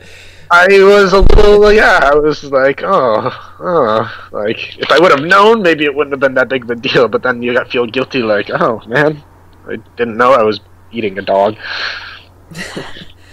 Yeah, that's... I would definitely feel a little bit guilty about that, too, especially if I didn't know. Be like, oh, that's our pets. Is there anything that, I'm sure there are a few things, but is there anything you've done, whether experience or eating or like being bitten by a piranha, that while doing it you were maybe thinking like, wow, when people back home hear about this, they're going to think I've absolutely lost my mind? Yeah, I have those moments all the time, but now I'm like, who cares what they think? Like, yeah, I'm doing something completely insane, but for me it's just normal. Do you have any examples of something like that? I guess even just a couple weeks ago when I was in Lebanon, I met a Korean backpacker and we decided to go into the region in the Syrian border where everyone internationally said, oh, that place is way too dangerous, it's it's not safe, who would ever go there? And, well, sure enough, right now I'm actually wearing the t-shirt that the people gave me, a Hezbollah t-shirt, and they were the friendliest people, offering us to come into their home for tea and snacks, and it was an amazing experience. And before I went there, everyone was like, you are out of your damn mind, why the hell are you going towards Syria? But I did it, and it was amazing. So have you ever actually, like, truly felt unsafe or threatened on the road? I mean, even just last week when I was in New York City, there's so many homeless people, I felt afraid. And people think outside of America is dangerous, but I was like, man, there's so many, like, yeah. So I feel unsafe. Not often, but I think usually it's the places where you think you would be safe that end up not being the safe place. Okay. Yeah, that is, there's probably definitely a lot of loonies in New York. Yep. But, yeah, I think because it's a very discussed topic, or first things people bring up, and for good reason, but, when you think about going somewhere, oh, is it safe? Will I be able to come back home from there? Will I get captured or kidnapped? And I guess it's almost such an irrational fear in most places, and just something that we kind of blow up in our minds when we're back home. What would you tell people if they're saying that, like, oh, I'm concerned about safety there, or, oh, that's way too unsafe of a place? Like, for example, go ahead. Even my grandmother, she gets me, and she's like, there's people getting murdered in our hometown. Like, I mean, anywhere can be dangerous. And it's true, you just need to be smart. Like, if I'm American and I'm walking around New York City, I'm not going to walk around New York City alone at 3 a.m. in an alleyway. You just gotta... If I'm traveling in Tajikistan, I'm not going to go to cross Afghanistan, where, you just gotta be smart and aware of your surroundings always, and know when you're pushing it too far, when you're going somewhere that's not okay. But the simple, common sense safety precautions will get you pretty far. Okay. Is there any country or place that you've been to that you immediately, upon arriving, were like, nope, I don't want to be here, I want to get out, or anywhere that just totally unappeal to you?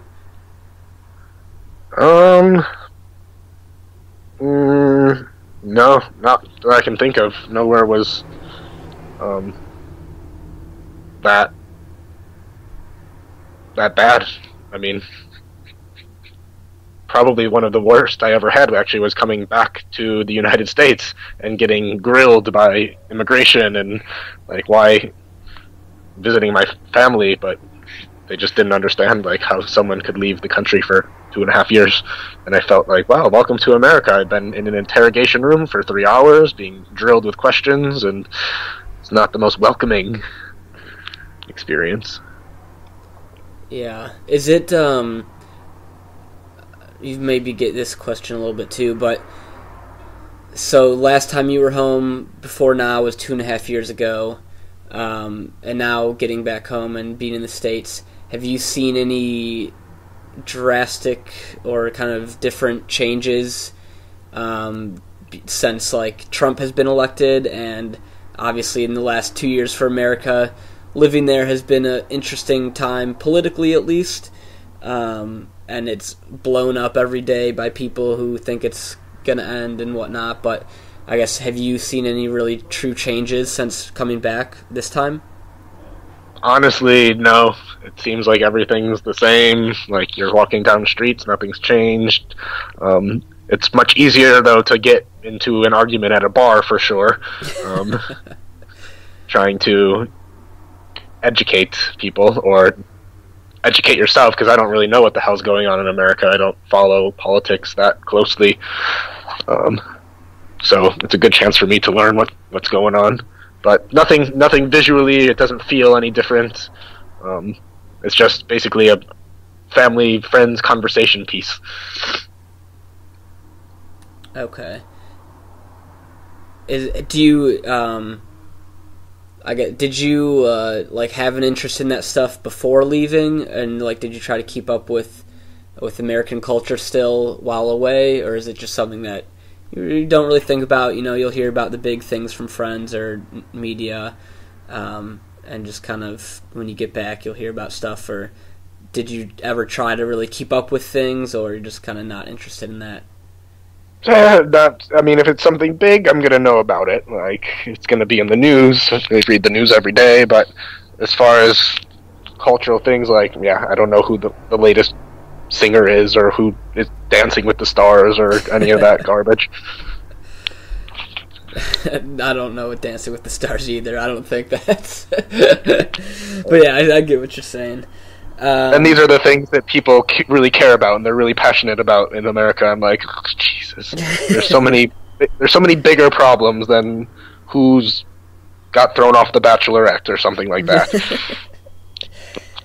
What is there anything or a problem that you feel particularly passionate about that you think maybe if you were to volunteer again, or maybe try to have an impact in improving, in particular, that you'd want to spend your time and energy on? I mean, I was even looking maybe next month to go down somewhere like Puerto Rico or somewhere in the Caribbean that's been decimated this year, and just throw in a helping hand wherever you can. I mean, there's endless possibility. You could find a place probably to volunteer just in Palm Beach right now. There's always people that need help. And there's no particular thing I can, help with teaching, help build something, help clean something. I'm open to do anything to put my time to use. Do you meet a lot of other travelers who do similar things or volunteering, or is it just more based on the individual? I think it's more based on the individual. There are a lot of the long-term backpackers that I meet that do some sort of work along the way. But, yeah, different people, different things. Okay. Alright, we'll do one more of these types of questions, and then I've got a few kind of like stock-type rapid-fire questions that I think are good for asking, but maybe... Oh boy. I've heard a few times. But yeah, before we do those, have you, like, ever kind of doubted what you're doing, or just been like, why am I doing something so untraditional in terms of the typical American path? And if so, how have you dealt with these, or from day one have you been pretty confident in your decisions? Sometimes you get the traveler lull, like usually every month or two, and it's just like, why the hell am I? I'm tired. I don't want to see anything today. I don't want to do anything today. Like, I wish I was just home eating my mom's food. But then those are the days. The best way to beat it is just be a yes man. If someone says, "Hey, we're going to a bar," go to the bar with them. Or if someone's cooking dinner, cook with them. And you just gotta keep active. But it does hit those points where you're like, what the hell am I doing in this place? Why am I here? And then you think about it, you're like, well, I'm here. I'm lucky. I get to see this, experience this. And you gotta refresh your attitude. So follow up on that then. Like, so are there periods where you're just straight up maybe tired of traveling and you don't want to be on the road anymore, you want a home base, or you're just like, I'm tired of this? Yeah, you definitely get at that point, and then sometimes it's okay just to take a few days off, do nothing, see nothing, take no pictures, maybe not even get a private room, not a dormitory, just to have some you time and not feel the urge to do something, see something, because you're in this amazing place. It's okay to just say no. I'm not gonna do nothing today. Got it. Yeah, definitely important to recharge the batteries after exploring so much. But then you get it again. You get a few more weeks of go, see, and then it comes again, and you just repeat. Yeah, definitely.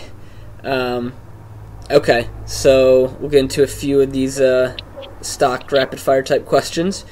So if you were given a plane ticket to anywhere in the world tomorrow, where would you want to go? South Africa. Any particular reason? I've never been there. I've got a lot of friends there, and I think it's a cool region. Okay. And so that would be a new place. If the ticket had to be somewhere that you've already been to, where would you want to go? I would probably fly back to Korea to visit my friends. So when was the last time you were in Korea then? It would have been in August. Okay.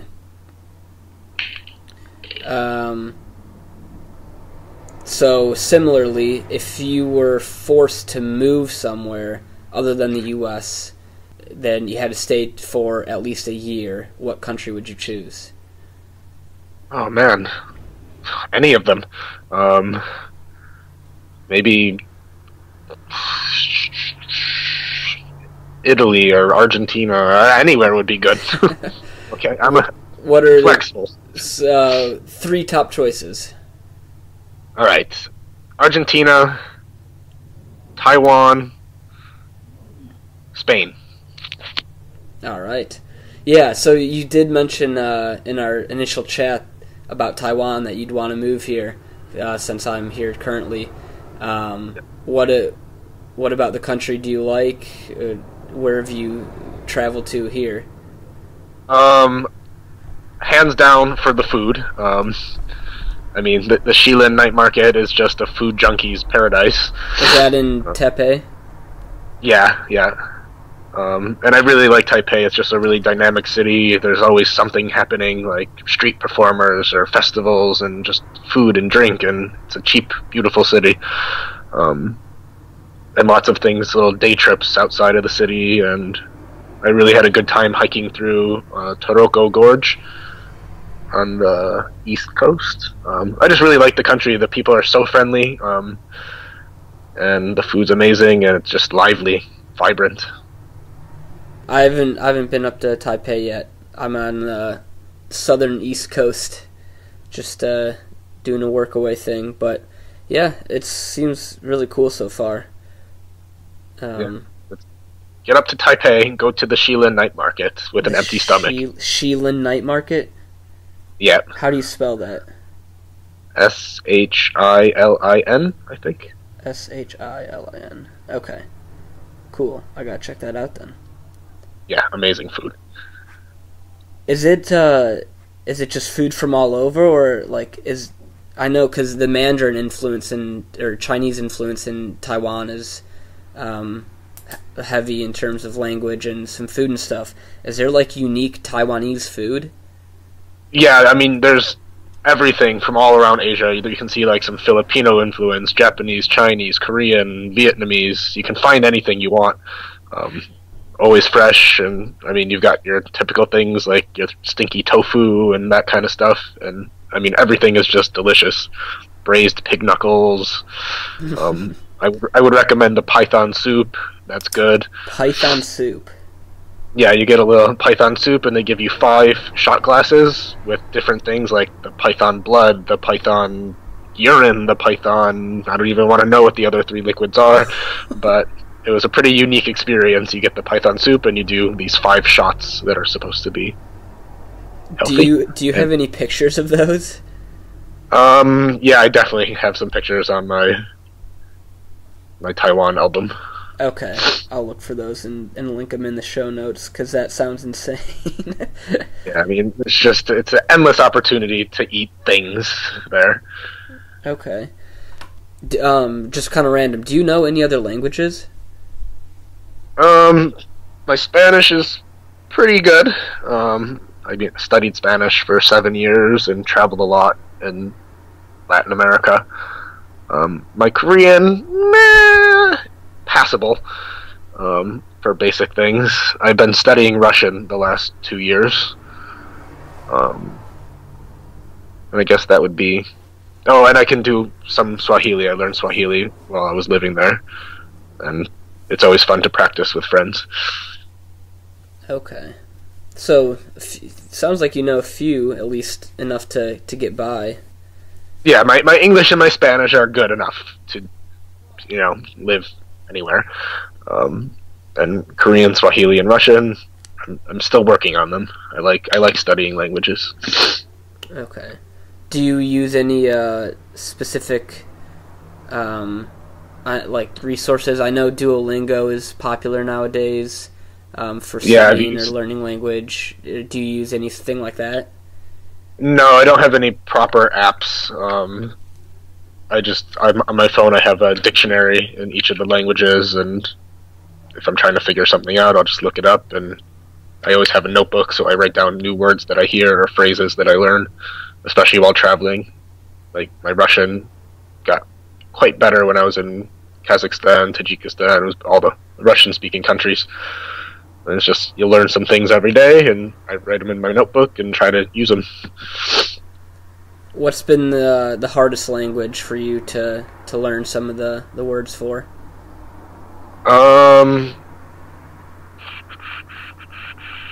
I'd have to go with Korean. It's just a very complex grammar and vocabulary. Got it. That's, yeah. Just the Asian languages, I mean, the characters are so unique and different. Just trying to read some of those is nearly impossible. That's why Korean is the easiest one to learn, because it really, even my friends, it takes about 1 week to learn to read and write in Korean, because it's very simple. Whereas Japanese and Chinese could take a lifetime, I think. Yeah. But just 1 week to get Korean reading and writing. Like the basics, or you just said it was the hardest one to learn?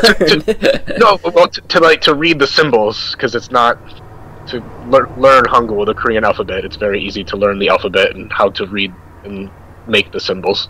Okay. Are there? I know like Chinese is like 3,000 or more symbols. So is it like a much more manageable amount? I think there's only like 36 or something. Okay. So it's just like learning an alphabet. Got it. Yeah, that's definitely a little bit more manageable then. Are there any areas or frontiers that you think are still largely unexplored in the world? Feels like everything is super explored, but as far as like being a backpacker and knowing other travelers, places they go and stuff, I think places like Central Africa, very untouched still by tourism and adventurers. Even Central Asia was pretty intense. Not so many travelers and backpackers, and really feels authentic and unique, and like, wow, this is really wild. What like countries are in Central Asia? Is that All the Stan countries. all the stands? Okay, Yeah. got it. So 119 countries you've been to. If you were to recommend someone, maybe few countries that they should move towards the top of their bucket list, what areas would you say? Oh man, that's a tough one. Like, for first-time travelers, I definitely think Southeast Asia is just a really easy place to fall in and get a feel for the travel and backpacking life. Quite easy, cheap, friendly, affordable, beautiful. Also, South America, similarly, is a very well-trodden traveler route and easy to learn and get into it. And of course, Europe is just easy for anyone. Old people, young people, anyone. It's very manageable. What so what area have you still like have a lot to do in?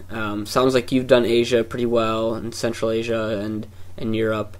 Is it do you still have like a lot to do in South America or Africa? I guess where are you focusing Africa on? Africa is definitely the big one. I've only been to 6 countries in Africa, and I think there's something like 56 countries in Africa, so I got a lot to do and see there. Okay. Do you, do you prefer kind of getting to know an area in depth and really exploring a country well? Or do you prefer just kind of maybe going for a few weeks, seeing some good sights and some other stuff off the path, and then moving on? Or I guess, how do you find that balance of, getting to know a country but still seeing a lot, but beyond just like checking it off on the list? Yeah, that's a big one. Like, sometimes people have compared me to one of those. I think there was a guy and a woman that they did all the countries in the world, whatever, but they were counting like layovers and things. For me, I've got to actually, be there, meet some people, stay with some locals, try some food, and some places, even smaller places, I could spend a lot of time in. Some places, bigger countries, I'm like, I don't really like it, so I'm going to move on. Okay, so it's very much on just kind of how you feel once you get there. Yeah, absolutely. Some places I have no intention of even visiting at all, but then I somehow get there and I'm like, wow, I like this place a lot. Is there, how do you plan out your travels? If when you're having like, oh, maybe I really like an area, so I'm going to spend an extra week or two here.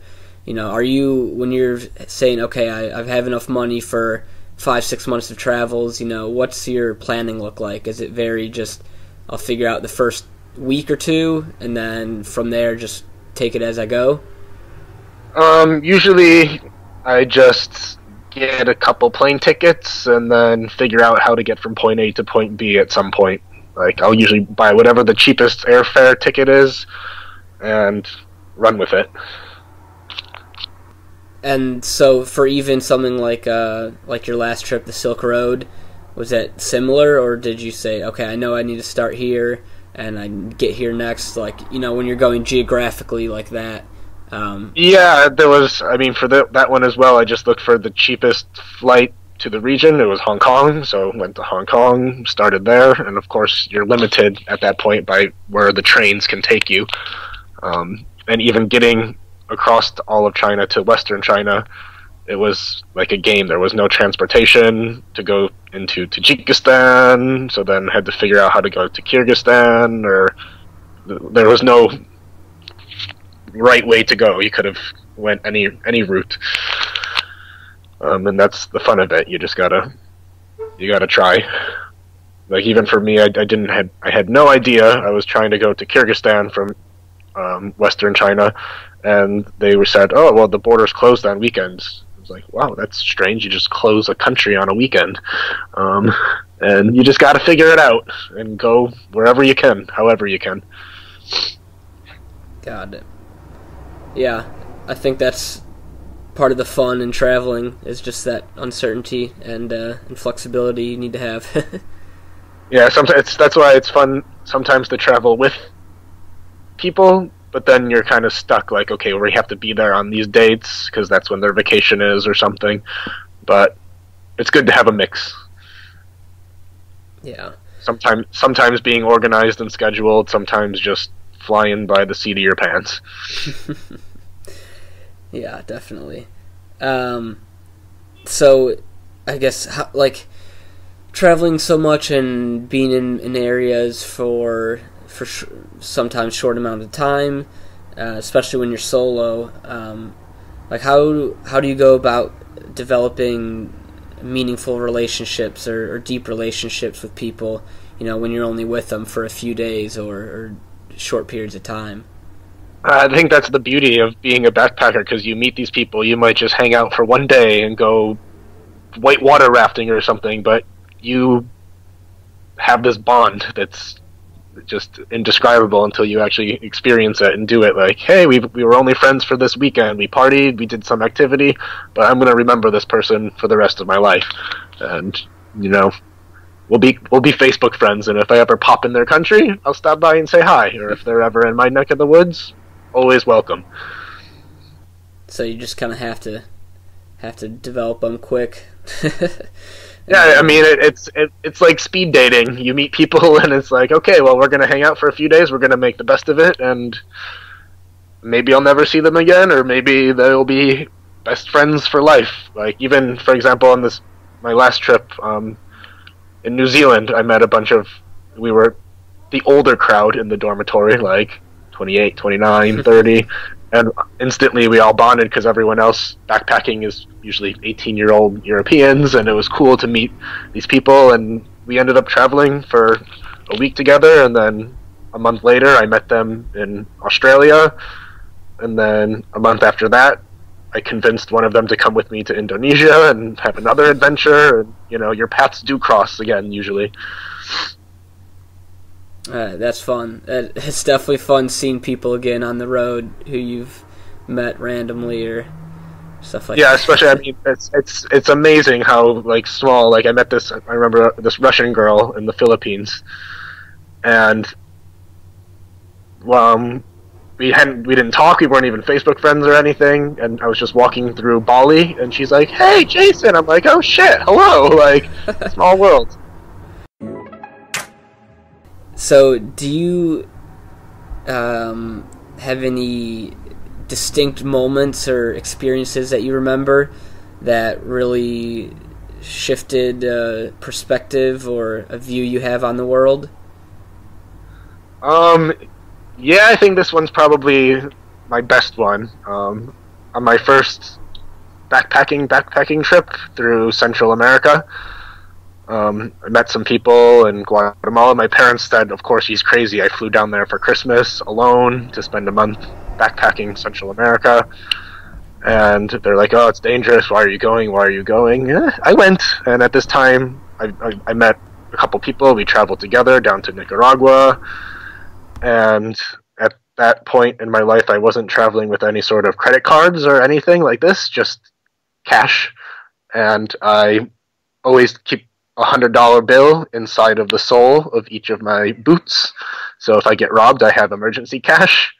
And we were leaving this island to get on a ferry, and lo and behold, someone stole my shoes, which had $200 inside of them.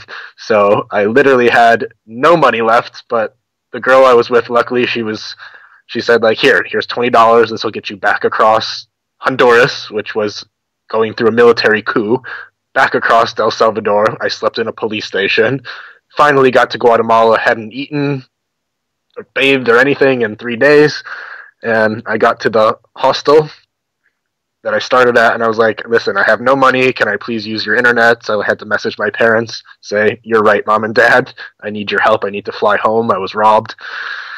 And a bunch of people were in the hostel, and they could see I was dirty, I was famished, and they're like, "Are you okay?" And I thought, like, yeah, I'm fine, I'm good. And they're like, "Are you sure?" And I was just like, "Yeah, everything's good." And they cooked a big meal, and they offered me some food, and obviously they could tell I was starving because I scarfed down the food they made. And just finally ended up, they gave me beer, we got eating, talking. I told them, the 3 days of hell I just had, trying to get back here safely. And all of them were at the end of their backpacking trip. And that night when I woke up the next morning and they had all left and went to the airport, and on my bedstand was $200 with a note that said, "Keep going." And I never knew these people's names, never was able to thank them, but they collectively put all their extra money together and $200. So I messaged my parents and said, "Guess what? I'm not coming home." And then I had the most amazing 2 weeks, being so grateful, like going from the worst situation to the best situation where helping people. It's just phenomenal. It was amazing. Damn. That's incredible. It was a life changer right there when I realized, like, okay, so there's some bad people in the world, but there's a lot of damn good people in the world. And, pay it forward. Later that year, I was in Kenya, and this girl we were traveling with didn't have enough money to get to the airport, and I just said, like, "Here's $50, get yourself back safely. Don't worry about paying me back." And it was also nice because a few years ago in London, I met the girl that gave me $20, and I was able to buy her drinks and give her $20 back to her. All comes around. Yep. Oh, that's awesome, though. I mean, to go from that, just having to admit to your parents, I was wrong, you were right, and Yep. just having that feeling like, oh, I'm coming home, it's over, and just to have that totally shifted by the generosity of those people, that's incredible. Yep. Didn't help me. That probably would have been the end of my backpacking career, because I was rock bottom. I was like, what kind of idiot travels the world, gets robbed? Like, this is not for me, not the life for me. And then total 360. And so with paying it forward, and having those people give you the money and helping kind of save your backpacking career, and being able to pass that on to the girl later on and everything. Is there any advice or tips that you've received on your travels that you would like to pass forward?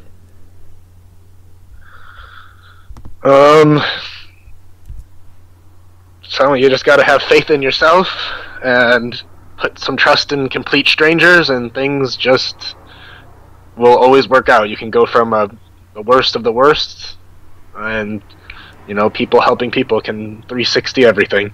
So sometimes you just got to trust yourself and trust others.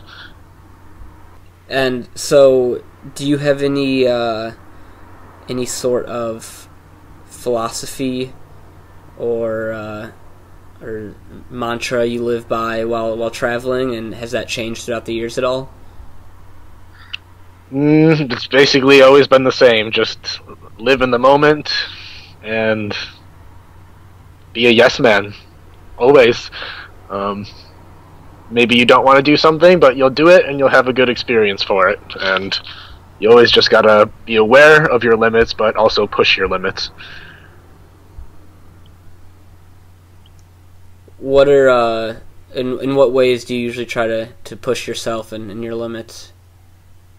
I mean, maybe I don't want to try this food, but I'm going to try this food because it's in front of me. Or maybe I don't feel comfortable going to this party, but I'm going to go and I'm going to have some drinks and have fun. Or maybe I don't feel like I'm physically fit to climb Everest, but I'm going to give it a try. You got to push yourself in any way. Is that has there ever been anything where, like, or I guess what's been one of the more difficult areas that you've pushed yourself in? Like, maybe you were like really, really adamant about not wanting to do it, or really struggled with the decision, but having done it or looking back, you were really glad you did. Probably a good one would have been in the Amazon. I was traveling. I met a girl on one of the boats, and we hung out. And we stopped at one port, and there was no boat for another week. And I decided I was going to go way out into the forest and actually stay with the tribe. I had to get a special permit and everything. And the girl I was with said, like, there's no way I'm going. I'm staying here in the hotel, and good luck. And I ended up in the middle of the Amazon with a family living in a tribe and who spoke no English or Portuguese, just their native tongue. And it was a bit awkward, but pushed through it and had a really, really life-changing experience being with those people in the middle of the Amazon that I almost said, no, I'm not going to go. It's too dangerous to do alone. Or, yeah, I did it, pushed it, and it was amazing. What was, you just stayed with them, and I guess what were you, like, doing each day when you were with them?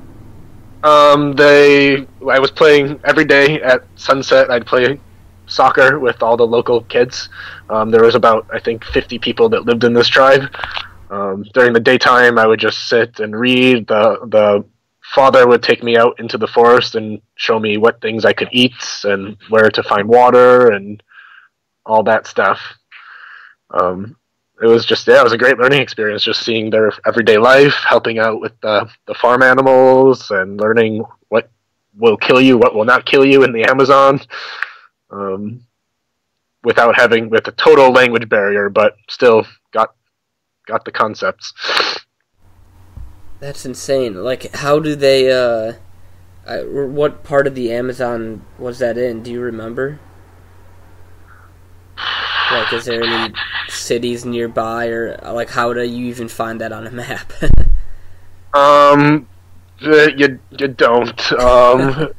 I basically found out from locals. I went to the local government office because I needed to get a special permit to enter this region because it's protected region and protected peoples, and got this permit. And the next day they just said, take this bus 2 hours, and then once you get off, start walking. And so I did, and found them, no problem. And yeah, it was, definitely my balls grew pretty big with that trip, where I started walking through the Amazon to find a tribe that I didn't even know if they existed or not, and ended up being really, really, really amazing experience. Great story.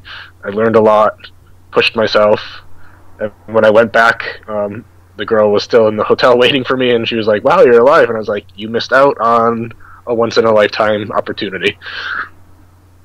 With things like that and pushing yourself in these areas, do you, and having done that and other things throughout the years that have gotten you to a certain place, do you now try to seek out these sort of things, or do you know this is something I may be a little bit more uncomfortable with, or an area that I'd like to improve in? So do you seek out certain experiences or ways to push yourself, or do you find they just kind of come naturally to you and you just kind of always keep an eye out for them, and when they show up you go, all right, this is once in a lifetime, I'm going for it? Yeah, that's just it. Just opportunities come. If you stay at home, they're not going to come. If you got to go out, find them. And sometimes it might be a really random experience, and yeah, it's going to be once in a lifetime for sure. Like the wedding in Kyrgyzstan I was telling you about, like, that was outside of my comfort zone, drinking and partying with these people in a small village that I've never met. Then I hitchhiked there, but I decided, like, yeah, okay, yes, let's give this a try, and ended up being really another amazing experience. Yeah, that's that is definitely a once in a lifetime thing. And yeah, when will I ever have the chance? You always have to think, when will I ever be here again? When will I have this opportunity again? I probably won't, so gotta go for it. Yeah, I think that's a good place to kind of wrap up. But is there anything else that I didn't ask or I didn't bring up that you would like to touch on, or you feel is important to say?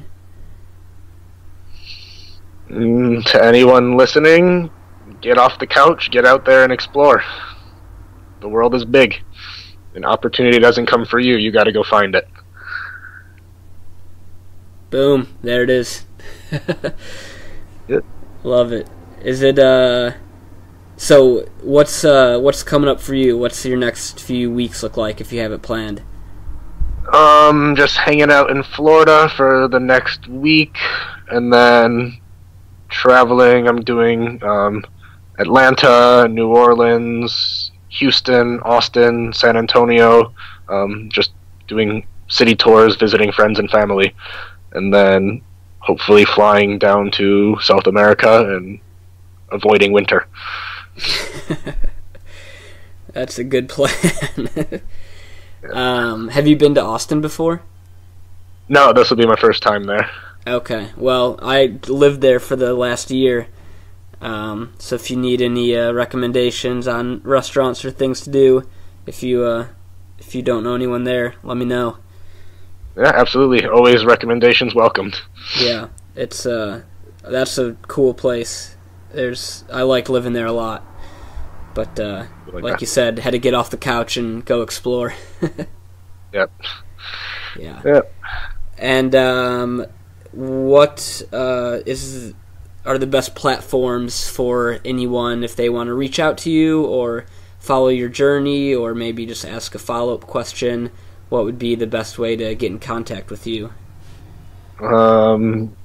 Email or drop a line on Facebook or Instagram or yeah, that's it. I don't have a phone number or anything like this. I'm not technologically advanced, but always glad to help any sort of traveler and shoot an email or Facebook message or whatever. Okay, perfect. I will I think I have both of those or all of those, so I will link them in the show notes, and if anyone wants to get access to that, just head to the At Your Comfort site in the show notes and click on those links. Awesome. Sweet. And yeah, thank you so much for hopping on with me today, man. I mean, you're definitely an inspiration to try to explore and see more of the world. It's incredible how many countries. Yeah, and this was a great refresher course for me, trying to remember of all these experiences. You know, sometimes you forget about all these amazing things that have happened. It's good to look back and reflect on it. Yeah, absolutely. And do you ever do a travel journal, or I guess how do you keep track of all your stuff? I always have an actual notebook that I write in every day. I used to do some blogging, but I got too lazy, and now I basically just throw my pictures up on Facebook and Instagram so my mom can like them all. And, that's it. All right. Yeah, journaling's definitely a good idea. I need to start doing that a little bit more. Yeah, it's a good way to relax as well. Just sitting down, thinking about your day, writing everything from the mediocre things like, I forgot to brush my teeth today, to, I just went skydiving and it was awesome. Yeah, a great way to remember and appreciate. Yeah, it's amazing how much you can forget in just a few weeks. Oh yeah, and everything just kind of bleeds together after that. Like, where did I do that again? Was it Australia? What? And yeah, it's a good record. Yeah, absolutely. Sweet. All right. Well, hey, thanks again. Definitely reach out if you want any recommendations for Austin. And look forward to following your journey in the next few months and beyond. And I'm sure we'll stay in touch. And I'll probably have some questions on places as well that I'll be heading to in the next few months. So awesome. Yeah, look thanks again. Yeah, thank you so much. Cheers.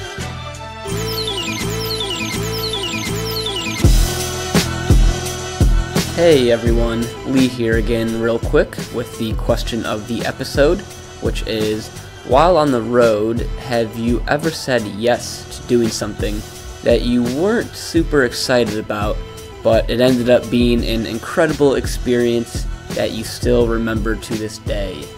Leave your answers or your story in the comments section at the bottom of the blog post at edgeofcomfort.com/EOCP11.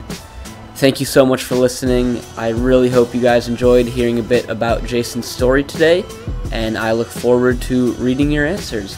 Until next time.